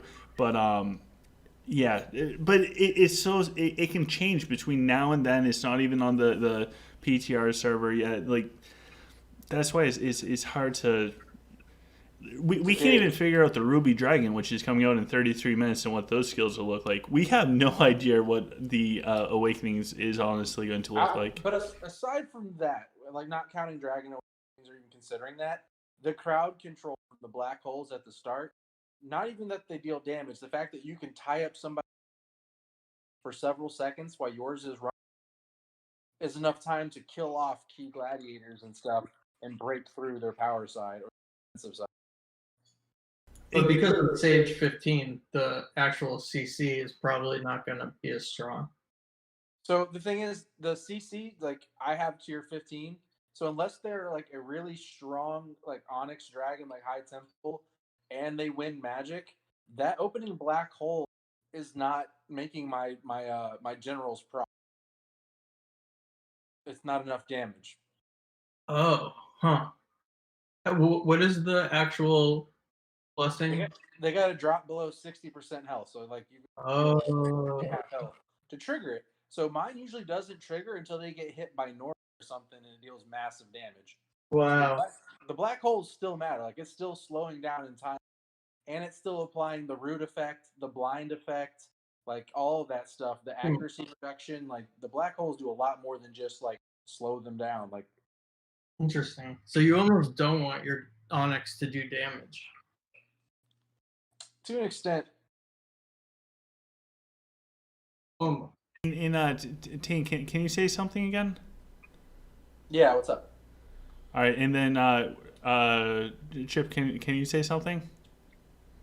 Happy birthday. Oh God. All right, now Tane, just say something again. Hello. All right, so I turned Taint up. We already turned him on at the beginning. So the strange one, is that better volume proportions for everyone? Please let me know in the in the chat. Sorry I didn't catch that earlier. We do want to hear all of Taint's beautifulness. Not go that far. Yeah, that's pretty awkward. So let's switch things real quick if you guys don't mind, because I think that'd be a little bit of fun, and we can also keep track of this. All right. Who here is great with keeping track of things? Oh, where's Chan? Oh, Oh my God, Chan would love this. All right, so we don't have Chan. We're going to do the best that we can. So up on this screen, whenever I figure out how to do this, oh my God, it worked first try. This is unreal. So up on the screen right now, and for you guys, because there's a lag and everything, I got you. Don't you worry. We can go through and let me grab a pen and paper. OGC girl, can you grab my pen and paper? Yeah. That's what I'm talking about. I said you're wonderful. So we can go over and make our predictions for Clash of Fate. Thank you. You didn't have to bow. I never bow for you. Oh my God, this is getting violent. We can go over Clash of Fate predictions. So we'll have we got Chip, OGC. You guys had no idea you were signing up for this. for every house? Yeah, for the next round. Okay. All right, so for the first one, we have Knight in Realm 100 going up against 3 symbol plus a Clover, which I think we fought, Chip. From Can we look at the voting? What's that? Can we look at the voting? I don't have those screenshots, so we can't see what the overall voting was. We'll go based off of this thing. Knight wins 100%. Yeah, I'm there. I'm pretty sure they're like a 98% thing for the voting thing too. That's Dora's main house. They're strong as crap. All right, so Tane's going there. I'm voting for Knight as well. Chip, do you want to go for that? Yeah, sure. I'll go for Knight. I don't know every house. It's a little hard. And I got you. So for the I don't know them all either. For the next, the next one is Drake 88 with God, 6 symbols. One of the symbols is the Chinese flag and like a trophy. They're going up against Blood Moon. I don't know who these houses are, dude. There's a lot of symbols that we're going to be going over. So, do you guys think that Blood Moon will win? Yeah, David Z said OGC girl burning down the kitchen. She is. I tried to teach her how to cook. Obviously, it's not going super well. Temujin just woke up. Sorry that your alarm clock, aka OGC girl, woke you up. Sorry we woke you up, Temujin. Go back to sleep. No, you can apologize. You woke Temujin up. Imagine if somebody woke you up, how mad you'd be. Sorry, guys. Jeez. I'm not the best at life. Who is? Oh, jeez. So. My bad. Okay, so we have Blood Moon versus the enemies. So the enemies to help you out. The enemies knocked Conquerors out from it, so they gotta be pretty good at something. Who do you guys want to vote for? What I don't know who like their whales are, like what their power spread is. Like it's hard to say. Great question. I got you. I got you. I just know because we talked about it. So I think it'll be a really tough one. It'll be really close. I do think we'll win, but I would have to vote for us anyways. All right. So this is their power spread. Just for Tane, I was able to log into the game to get this. So if you guys are curious, we have the super. I can't even say that because that soundbite's gonna get taken. I have screenshots. So I'm not even gonna make the jokes because it's gonna just end poorly for me. So their top player is 6.4 million core power. They have 3 people that are 6 million core or higher. Basically, if we go through the whole thing, now it's really y'all are gonna win. That was my first thought, but they knocked Conquerors out. They clearly have a good strategy, but this is where it gets interesting. They actually have more people that are 5 million core and higher than Blood Moon does. But the thing is that's going to matter is y'all be able to take the flag and continue, like win their chain your duels. Oh, that Celtics guy! I texted him actually after I beat him in Tower. Wait, which Celtics guy? Number 6. Oh, wait, is he in Boston too? He didn't reply. I just said go Celtics. Yeah, of course. Oh, do you guys know if there's going to be winter sports? Like, will I get to see the hockey this year? I have no idea. But I don't think any of them are going to be able to push Toby, Dina, flag. Yeah, and that's for flag. So I think that this is going to be a close fight. No matter what, I think it's going to be insanely close. Yeah, I don't think it's going to be like a landslide victory, but I think it will. Yeah, I agree. I think it's going to be a super close thing. We also have Stephen Wong that's coming. He's asking for advice for best for the championship. So we're kind of going over that right now. I think unanimously we all agreed Knight for Realm 100. I think that I think it's pretty safe to say that they are the strongest house in the game. They're pretty strong, like crazy strong. Yeah. I don't know if they're the strongest in the game because I know 2 other big Chinese houses merged or Clash of Fate championships. I don't know if like the strongest overall, but I know the team that they have is like solid. Like everyone's really good. Interesting. So it will be interesting to see how they fare with everything as is. Okay, I can just do that. Sorry, I won't bore you guys with going through all of my all my pictures. You guys do not want to see them. All right, so also for the comment stuff, because even though people might not be here in voice, I feel like we are all here in one spirit. So I try and get as many people from the chat as possible.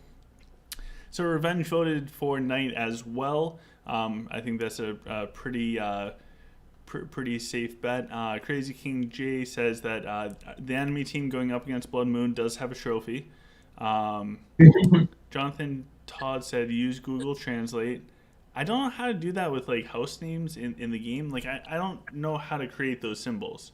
KVG said top 8 Blood Moon. LOL. I hope so. If people are unaware, Blood Moon's highest placement is actually where we currently are. Our highest placement that we have personally is the top 8 to top 16. So if we do win this Clash of Fate match, which I really hope that we do, we place top 8 in the world, which would be a milestone for Blood Moon.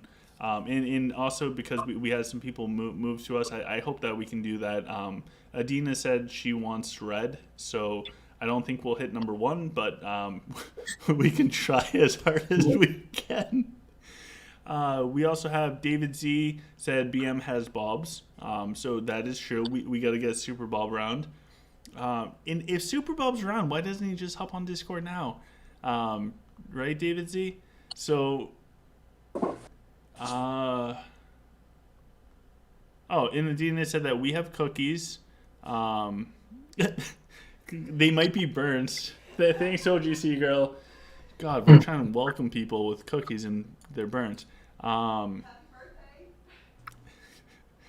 right, so for round for the team 3 and 4, they're all in Drake's and it's all Chinese names. So I have no idea. I don't even know how to tell you guys that stuff. So we'll hop on to the next one, which I think I'm honestly really excited to see this one. But this is going to be Desert Strikes versus Immortals. Do you guys have any thoughts on that? I'm sure Desert Strikes will capture every flag due to Coffee Bun's core power, but I think Immortals because they have stronger players over depth. What's the rest of their team like? Immortals or Desert Strikes? That's right. I think there's Coffee Bun and I think maybe 1 or 2 other like moderately high core powers. I don't think they have any 7Ks. I think the next highest is like a 6.8 or 6.9. So I think Immortals can just ignore the flag, let Coffee Bun pick it up, and they'll still win by controlling Nexus overall because they'll be able to push out the weaker Desert Strike players easier and hold. Yeah, I could see that. Yeah, it'll be close. I do think Immortals will win. Yeah, because I think in the past we fought both houses and we might have done Immortals twice. I forget. But Immortals definitely got stronger by a lot since like the last time that we faced them. Blood Moon also got stronger, but like they're a serious powerhouse in Desert Strike. I mean, they have Coffee Bun. They have they have some really skillful players. I personally like a bunch of people in their house. For both houses. Both houses are filled with some absolutely amazing people. So I think it's going to be super close. I agree with Taint that I don't know how many people from Immortals can actually challenge Coffee Bun, but if it's pointless. I think there's only one person in there high enough to even challenge Coffee Bun for the flag. All that does is waste 2 minutes. Coffee's still going to capture it once they get their hands on it. So they might as well ignore the flag and work controlling the Nexus and pushing out their low cores. Because like Desert Strike goes from Coffee Bun at like 13 million down to like a 6.8 million as their next highest core. Yeah. And then the drop off after that is pretty steep. Although, do you know how massive that would be for Immortals if they're like... I think their highest is 8.8. So if that dude dueled Coffee, tied him up for 2 minutes, and then in that time period somebody else from Immortals was able to capture the flag, I mean that would just decimate Desert Strike I mean, that has to be part of the strategy to have That's the like strongest dude in that's like cap. perfect storm scenario. Like, Oh, dude, that'd be really hard. I won't mention it on I'll tell you afterwards. Remind me about the perfect storm. Gotcha. The other teams, I really don't know. They're all. There's one that's called Speed with two Chinese symbols. I'm assuming are two symbols. They're strong. They are. They're strong. Yeah, they're a strong house. They're going up against a house in Drake 94. I don't know who the enemy house is, and then there's Dawn. I don't know too much about Dawn. Don's also a very strong house. We fought Speed last championship, I think. Last regular clash, I can't remember when we fought. We lost, but they're it was close, but they're really strong, solid. Isn't the Star House a former champion though? The Don house, maybe I'm not sure. The Star House, the one that they're fighting. Oh, I'm not sure. There's several houses that are star houses or like sub houses. I can't tell which ones are which. Yeah. But I know there is it's one weird. main star house that's got like a bunch of super whales in.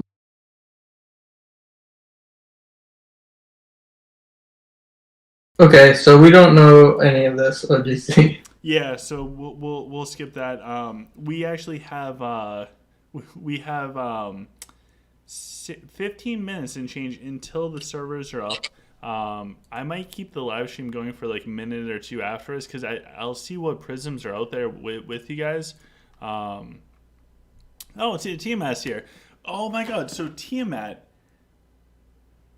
Ah, man. So I think it was Tiamat versus Strapcorn that I saw a recent replay of. And you did a very good job, Tiamat. What did AOC at the end say? OGC, you skipped my something from the something? House from the 4th tier. Oh, well, AOC the end. I don't know anything about your house. It's hard. So like, Immortal. Go back to the screenshot before. It's the 4th one. Gotcha. So the Drake 97 or the Drake 87. He's talking about Battle, or what used to be the house called Battle. There's a lot of strong players in there also. Was there? Yes, I used to play with some of them. Some of them are from my original Drake, and then some of them were not my. And then some of them were in our first or our second Drake ally. They had some really, really strong players. Gotcha. And I think it's really hard to it's really hard to, as an American that only can do English, and personally I can barely do English. I'm not well cultured enough to know the differences in the names of the houses to really separate them just through a screenshot. So the primary focus would be, I mean, Knight, we all know who Knight is. We all are aware of Dora. This is not new. Blood Moon, we are somewhat aware of. I hear that they're just full of bullies and they're horrible people. And they're going up against another house, which honestly, I really do think it will be tough between Blood Moon and the other house, because Blood Moon is a bit more separated as far as like core power than the other. The other house has 17 people that are 5 million core power, 3 people that are 6 mil core power. That's Beans is awesome. What's by that? the way, Beans. Oh, Beans is with them? Someone, yes, yeah, AOCN, right? They played together. Oh, I gotcha. I got you, man. Beans is awesome. I really like them. So I think it's gonna be a good house. The only reason why we're skipping over the other houses is they're I don't know them as well. Like Desert Strikes and Immortals we're more familiar with, and again, I think Desert Strikes is filled with a bunch of really, really talented players. One of the players from that house actually did all the artwork that you see for the channel. they're a super good house. Of course, they have Coffee Bun, but it's not just Coffee Bun. They have a bunch of really good players. In Immortals, I mean, I have a lot of really nice things to say about them. The vast majority of the house is actually pretty solid people. There's some people from there that we played with in past servers. There might always be a rotten egg or something in every house, but that's true with every house. I can say the same thing about Blood Moon. We have Strapcorn. Like, come on. Anyways, but Immortals is filled with really talented, really. We have Bully Stan also. What's that? We have Bully Stan also. Yeah, we have Bully Stan. So like every house has their rotten eggs, and we have Curry's gonna kill you. We have Curd, we have Strapcorn, which like nobody likes. Nobody in Blood Moon even likes Strapcorn. I mean, he's red. So, and that's true for every house in this list. Like every house has that one player. Like if I was on a server with Taint, I would not like him, just because he would cap me every day. So Immortals, I think, will end up with the win. And I think it's just because they are a really strong team. We fought them, I think, twice in Clash. Is that accurate, Chip? Well, we fought many of the players under Sweet Lemonade and Cartel, and all the names that they've had. So we're in the same Drake and same server, so we're very familiar with them. Yeah. And honestly, man, for me, I think that Immortals is a really strong host. Like core power, they're straight up stronger than Blood Moon. So if that's all that I have to compare it to, and we went up against Desert Strikes, and Desert Strikes beat Blood Moon. So I think last time we fought Immortals, I think they ended up winning. So I think Immortals. If I had to bet, granted, I love both houses. I advocate both houses. Both houses are filled with absolutely amazing members that contribute a lot to the community. Because of that, I think it's going to be super close, and I agree with Tane. I think Immortals will end up taking the W after it being neck and neck the whole fight. I think they'll be able to keep more people in the Nexus for all. Yes. Oh my God! The common things is ridiculous. OGC girl says, "Sorry guys, it's a good thing OGC mom made your birthday cake. Clearly, I cannot be trusted to do so." That is very very true. So 10 minutes until the new patch comes up. I want to see the other thing that I had. So let me pull this over. Bam. That is my cute thing there. So you guys want to see something really cool? Yeah. All right, cool. Let me see if I can find it. Oh my God, I better have screenshotted it. OGC. Oh, I did. This is not going to be the easiest thing to demonstrate. All right, so if you guys, because I saw this in the chat and I thought it was absolutely hilarious. Somebody said happy birthday, so everybody started saying happy birthday, Corn.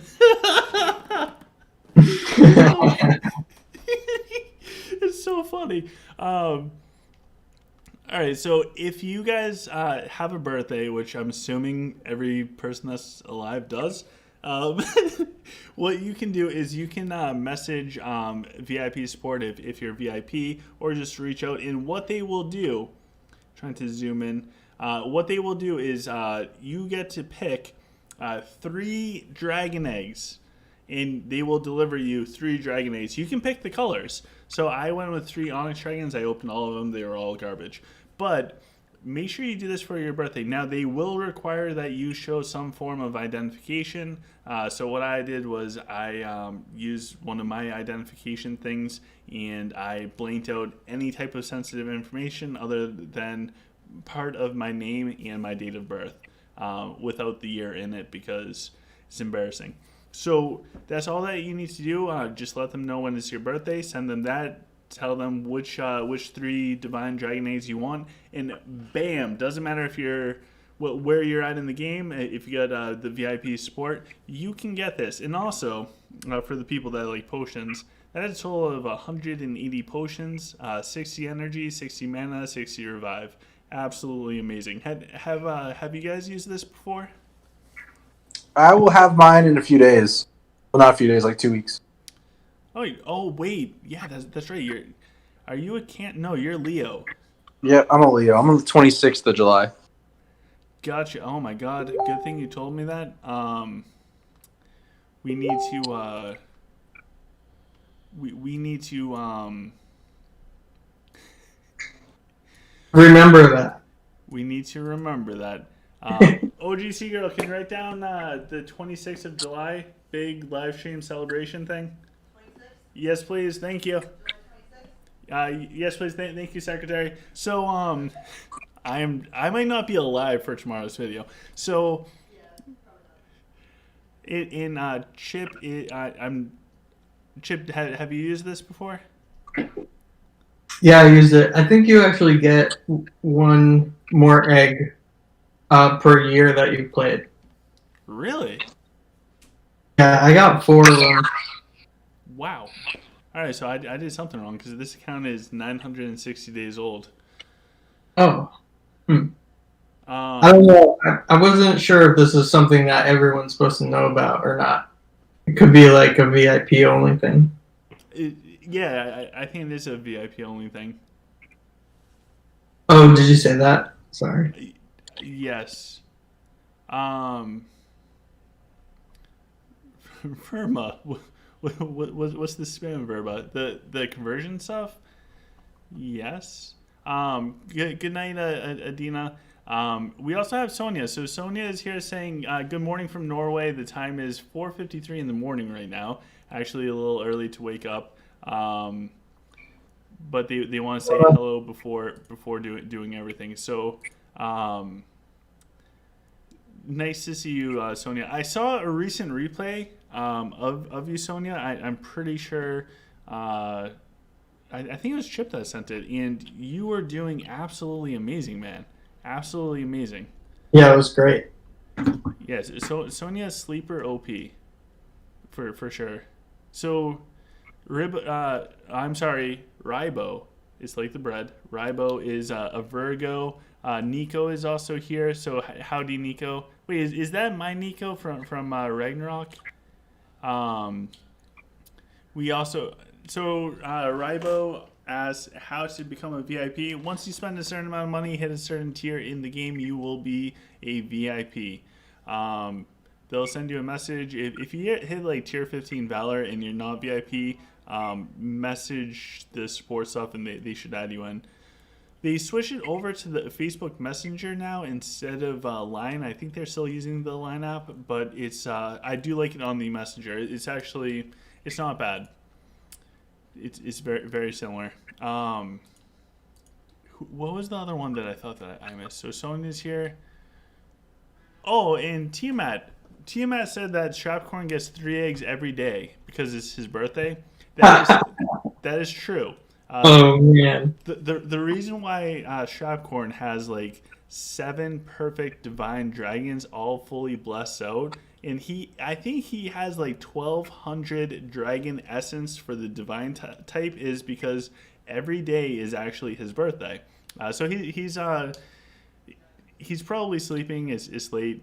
He's a very young man at heart, but he has quite a bit of dragon eggs from all of the birthdays. I should have thought of that. I know that's pretty good. So AOC at the end said that they don't have a Facebook account to contact support. I think you can message support through the game if I'm not mistaken, and you can also use the Line program, which is what I personally use for it.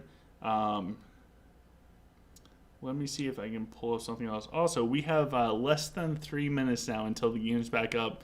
Stick around for once it's up. We'll go and quickly look at the new Prism stuff. And I'll race you. I hope this update doesn't screw up chat some reason. Like I really. Oh yeah, like the ninja chat updates. Yeah, like all of a sudden the chat just like is back to being complete and total crap. Yeah, that would be absolutely horrible. You know it will. It probably will. I know it's gonna be sad though. I thought I had a really oh, here it is. So for the last 3 minutes to meet everybody's crazy expectation stuff, I have the post from Legend 36. I'm going to see if I can get this to work a little bit better. So this is for the new dragon stuff. I don't like to go super in depth in this because there are so many so many variables and we do not know. But the green dragon has healing abilities. So tranquility, the scales. Does nature's not nature's blessing, Call of the Wild, does that heal? Yes. Yeah. Wow. So Call of the Wild is going to be that much better. Holy crap. So Yeah. any of the healing stuff from the green dragon will give resistance shield for 50% for 4.5 seconds on your stuff. And it says units, so that might include heroes, or it's a translation thing and it just means troops, which is probably more likely. The Onyx. Well, it heals heroes, so What is it? those skills heal heroes. Yeah, but will the damage resistance apply to? Yeah, probably. And then for the Onyx, enemy struck by his black holes. So the Onyx, all these dragons are male. So enemies struck by his holes do 40% less damage and have increased moral decay, which doesn't matter for 5 seconds. It's only 5 seconds, and they only cast first thing. So I don't think that's actually that big a deal. What about Eternal the Surge Void, bro. ones? What? Eternal Void. Well, you said not to have Eternal Void, so now that's why I rolled on my Onyx and lost Hero Bread. Oof. But still, even then, the opening holes, like when those black hit like Nvidia jacks and their snipers and stuff, minus 40%. Just 5 seconds. I'm not gonna get on board. I think it will be very, very, very nice, but that's just me because I'm biased and I have an Onyx and I love the CC. The ice. If it can affect the enemy dragon, 5 seconds of their black holes doing less damage. I don't even use the dragon for damage, though. Oh, mine still does really good damage. True. In for the Azul dragon, it has a 33% chance whenever dealing ice damage to a hero to deal 2% damage per second for 3 seconds and stun them. Unable to cast abilities or move, aka stunned. I don't know if the stun duration is 3 seconds or if the 3 seconds refers to only for taking 2% max health damage. So one of my big questions when all of this is, oh, I know what Verma's saying. Jeez, yes. All right. Real quick, troop conversion stuff. Blasters for dwarfs should be swapped with mechs in dwarf. As far as like the tiers, the tier 2 should not be blasters. It should be mechs, and tier 4 instead of being mechs should be blasters. Go spam that everywhere. I think that's what I told Verma I would say. Verma, I'm sorry, it didn't click in my head right away. But for the ice dragon, it seems like you're going to need the ice skills, which I think that's a damper. Yeah, most people don't have them, but I think it's definitely worth it. 33% is huge. Oh yeah, you got 3 of those. The ruby one might have a good bonus because with the scales it should add in a bunch more stuff. But I'm just checking to see if the game's up right now, because if the game's up, I want to hop in and go see the ruby. Whoops, I want to see the ruby dragon, and I also want to check for the prisms. All right, so it is up. All right, time to pull up my phone. So we're gonna go double check the ruby dragon real quick and see what that looks like. So for the ruby dragon, wow, this doesn't have either. So rampage for the ruby dragon gradually. Okay, so The Ruby Dragon has it becomes irritated during the battle, allowing damage they receive to be reduced by 17%. That goes up as you level this up. Every 10 seconds after battle has begun, the damage reduction will be reduced a little bit. So this looks like it totally redid Rampage.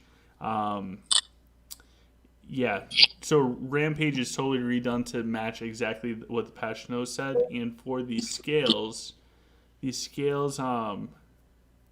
oh, okay, the scales are better. So these Rampage was totally replaced by what was in the patch notes. These scales, however, what was in the patch notes was added to the scales. So the scales kept the damage mitigation. That's Yeah, Wow, Scales is insane. yeah. So Ruby, their skin's been blessed with magic, is able to release a fire blast at regular intervals that cause burning damage to targets around and reduce the resistance to burning damage. Any enemies near the Ruby Dragon will receive a bunch of burning damage. Units that die from it will take more.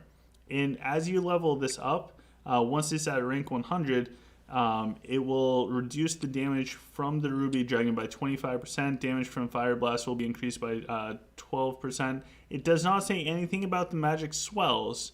However, the Ruby Dragon is now the tankiest dragon if you look at straight up resistances. Oh boy, dude. These new prisms. okay. I'm going in. Oh, geez, now we gotta go find the prisms. There's so much stuff. The first one that pops up is Turn the Tide. That looks strong. Oh, wait. Oh, how did I forget to do this? All right. Turn the Tide. So, hero bonus, increase the attacks and max health of all. Why do they have max capitalized? Anyways, increase the attack and health of all non-dragon friendly units. Wow. Any damage dealt by enemy heroes or dragons to melee allies will be decreased by a lot. And when this happens to range allies, it will be a lot. This effect lasts for 20 seconds. This is Must. This is a must-have, yeah. Just straight up bunch of damage reduction. I wonder what this looks like. Which hero am I on? No, I can't do it on this one. Where's one that I can use and it doesn't matter? Ophidius. Hi there, Ophidius. So this is a level 5 prism, so it's nothing special, and it offers 13.2% damage mitigation for the melees and 8.8 for the range, along with increasing everything.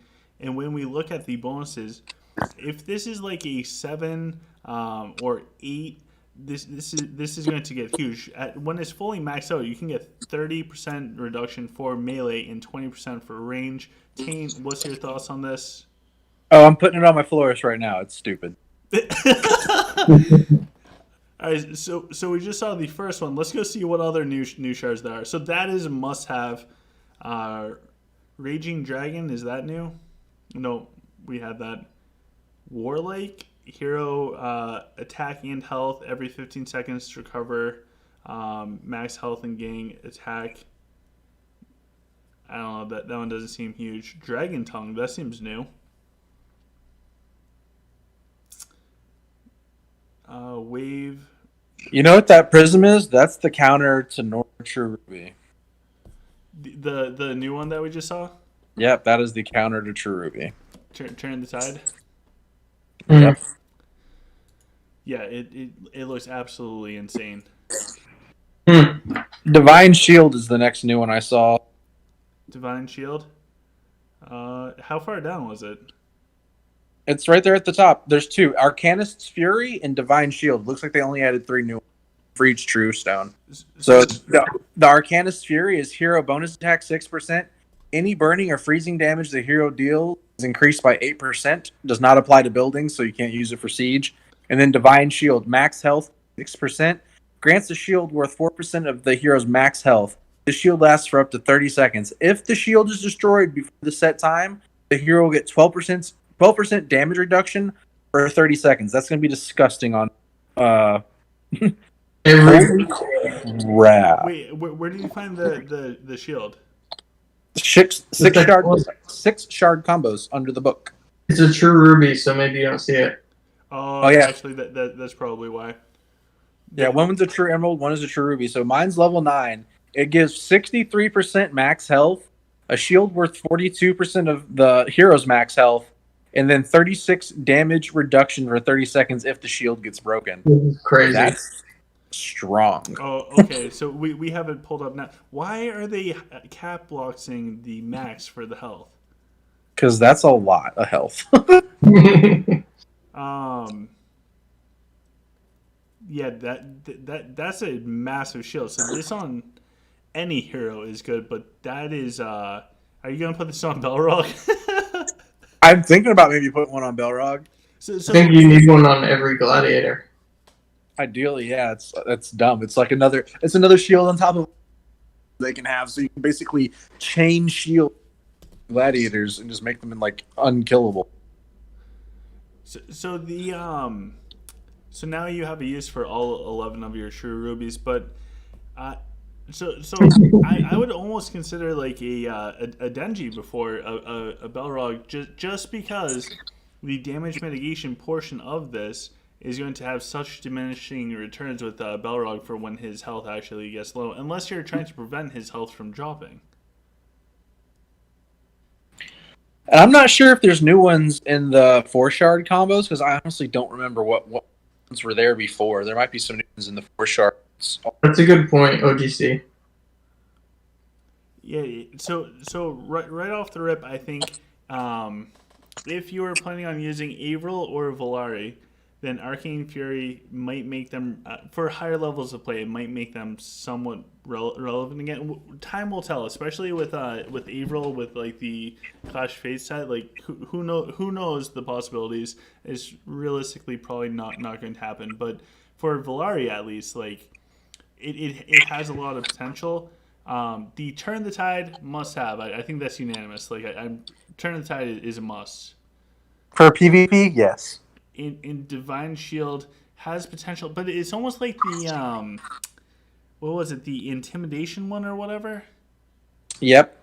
So that was really good for a while. Then the meta kind of changed a little bit, and it just wasn't it wasn't cutting it compared to all the others. But now that there's more and more shards out, who knows? We might see a bigger comeback. I think it might be good on Bane, because Bane's been kind of a hard time surviving lately. Good point. Yeah. But I don't think Belrog needs it. My Belrog pretty much, he lives either until the end or he catches like 3 headshots in a row. Yeah, so I agree. This might be the one for Bane. And is your Hellguard on Bane? What do I have on Bane? I have, Hellguard on Bane. So that, what is that? Like 8% max health re-yangs every like second? 30 seconds, yeah. Yes, so that plus that massive amount of max health on him, like he'll heal so much more, and that shield, like I agree. I would put this on. I'm gonna put one on Bane. I'm gonna put one on Bane real quick and see what his health becomes. I don't even want to know. It's gonna be something ridiculous. I do want to know, but all right, let's change it to the Divine. All right, so let me remove it so I can see what his health is right now. So right now his health is 3.872 million. So like 3.8 million, almost 3.9. Wow. So then when I equip it, his health goes to 6 million. Oh my god. Yeah, that's dumb. That is a crazy amount of health. How much does the shield add or the shield? The shield is 35% of his max health, which is absurd. And then he gets 33% damage reduction if they break the shield for 30 seconds. Plus, he's got his provoke on top of all this to reduce more for things that are close by. Yeah, It looks strong on paper. Yeah, that's crazy. It will be interesting to see how he does going up against the headshots. Oh my god. At level 10, it's 75% health, 50% shield value, and 40% damage reduction. So those like huge whales, if they put this on Bane, he'll probably be impossible to kill. Yes. That's Oh my nuts. God. So I think now is a great point. As I'm looking at the clock and realizing that like 5:36 a.m. is coming up real soon. Turn the tide, guys. If you have no use for a true amethyst, you now have a use for a true amethyst. For once, I can actually say that I'm happy that I have a true amethyst. Right, OGC girl, we're happy that we have a true amethyst. She's not super thrilled about it. She really wished I got the ruby a long time ago. Anyways, true amethyst, turn the tides. You can turn the tide going up against Nora. I think Chip's really accurate with saying that this might be there to help counter the true ruby Nora. Oh, Taint. I'm sorry. Taint, I think Taint's spot on. So before we let you all go, I'll pass over to Chip and Taint to say goodbye. Have a good night. Happy birthday, OGC. Happy birthday, OGC! Oh God, thanks guys. No, but seriously, thank you. So if you guys want more information about Art of Conquest, the greatest game ever created, make sure that you guys smash the subscribe button. We put out daily videos and or live streams. Some days multiple. Just try and help you guys out. You can stay up to date with all the latest crazes, the new newses. We're redoing all of the hero spotlights to update them to 2020. So stay tuned for those. Those will be coming out. They're pretty awesome. Go check out the description of all the normal videos. You can find the merch store, the Patreon page. You can find also thank you to all the Patreons. You can find the Discord. Go check that out. There's so much good stuff on there. There's so many people. And hold on one sec, because Taint just got Curd in the tower. I wonder if he's using his new ruby. Ooh, he might not have He is. He might not have the new Turn the Tide one out. He's using his new ruby though. Yeah, he probably didn't change the prisms. Ooh, sneaky Curd. Alright, so as soon as we find out if Taint gets destroyed by Curd, or if Taint pulls off a sneaky win going up against the almighty Curd, we'll end it. But there's a bunch of cool stuff in the descriptions of the normal videos. Go check them all out. I appreciate everyone being here. We just need to find out who wins this fight. Oh, I'm winning for sure. Well, I don't know. I don't know. It could be... I like instant kill this dragon. Oh, God. Was it Ruby? Oh, yeah, I blew right through it. Yeah, I won already. It was a Ruby. Yeah. Oof. All right. His ruby didn't do much? Didn't look like it. Interesting. In the well, your snipers are also insane, dude. True. So this will be the I'm first gonna look at the after action and see what the damage was on the ruby, if it did anything. Gotcha. Sorry, I had to do one fight. He killed one sniper and Bane and Rufio, and that was it. Oh wow. The ruby dragon did only 6 million damage. It did nothing. That's disappointing with it. I don't think the ruby dragon. I think it's something you got to like place in a more insulated position to keep it alive long. Because I think it being on the front line is not a good idea. Yeah.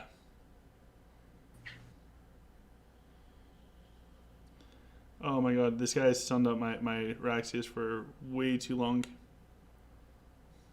That's why I don't like Raxius as the first skill, bro. I always just Earthquake. Ooh, we both exchanged dragons, but I think my Nora, my Nora went ham.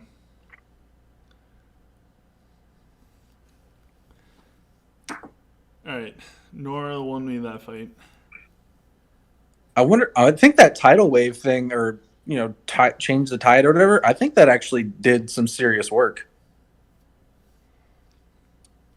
Because like when his Nora volley and like his Rufio jumped in on my snipers, like his Leo's Pride procced immediately, and my snipers took like no damage. That's huge. It looked like it was pretty effective. I'll have to.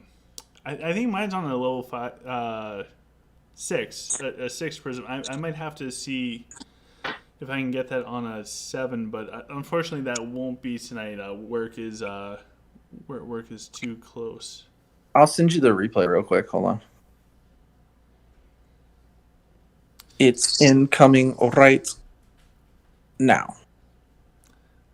Awesome. Once I get out of this fight, I do have to go because I gotta go unwind before bed. OGC needs his beauty sleep, and then I'll let all these wonderful viewers at home resume to their Art of Conquest experience. So I hope you guys enjoyed. Just want to say thank you to Chip and Tane for helping on, having some fun, talking about the game. Thank you all for joining. I hope you guys had a blast. We will have a nice live stream on Friday, new videos every day. The schedule is posted at the beginning of the stream for like 10 minutes while I get everything all set up. Thank you all for coming. Take care. You guys are amazing. Please stay healthy and happy. That is everything. So take care, guys. Have a good night. Okay. Yep, have a good one. Good night. Alberto.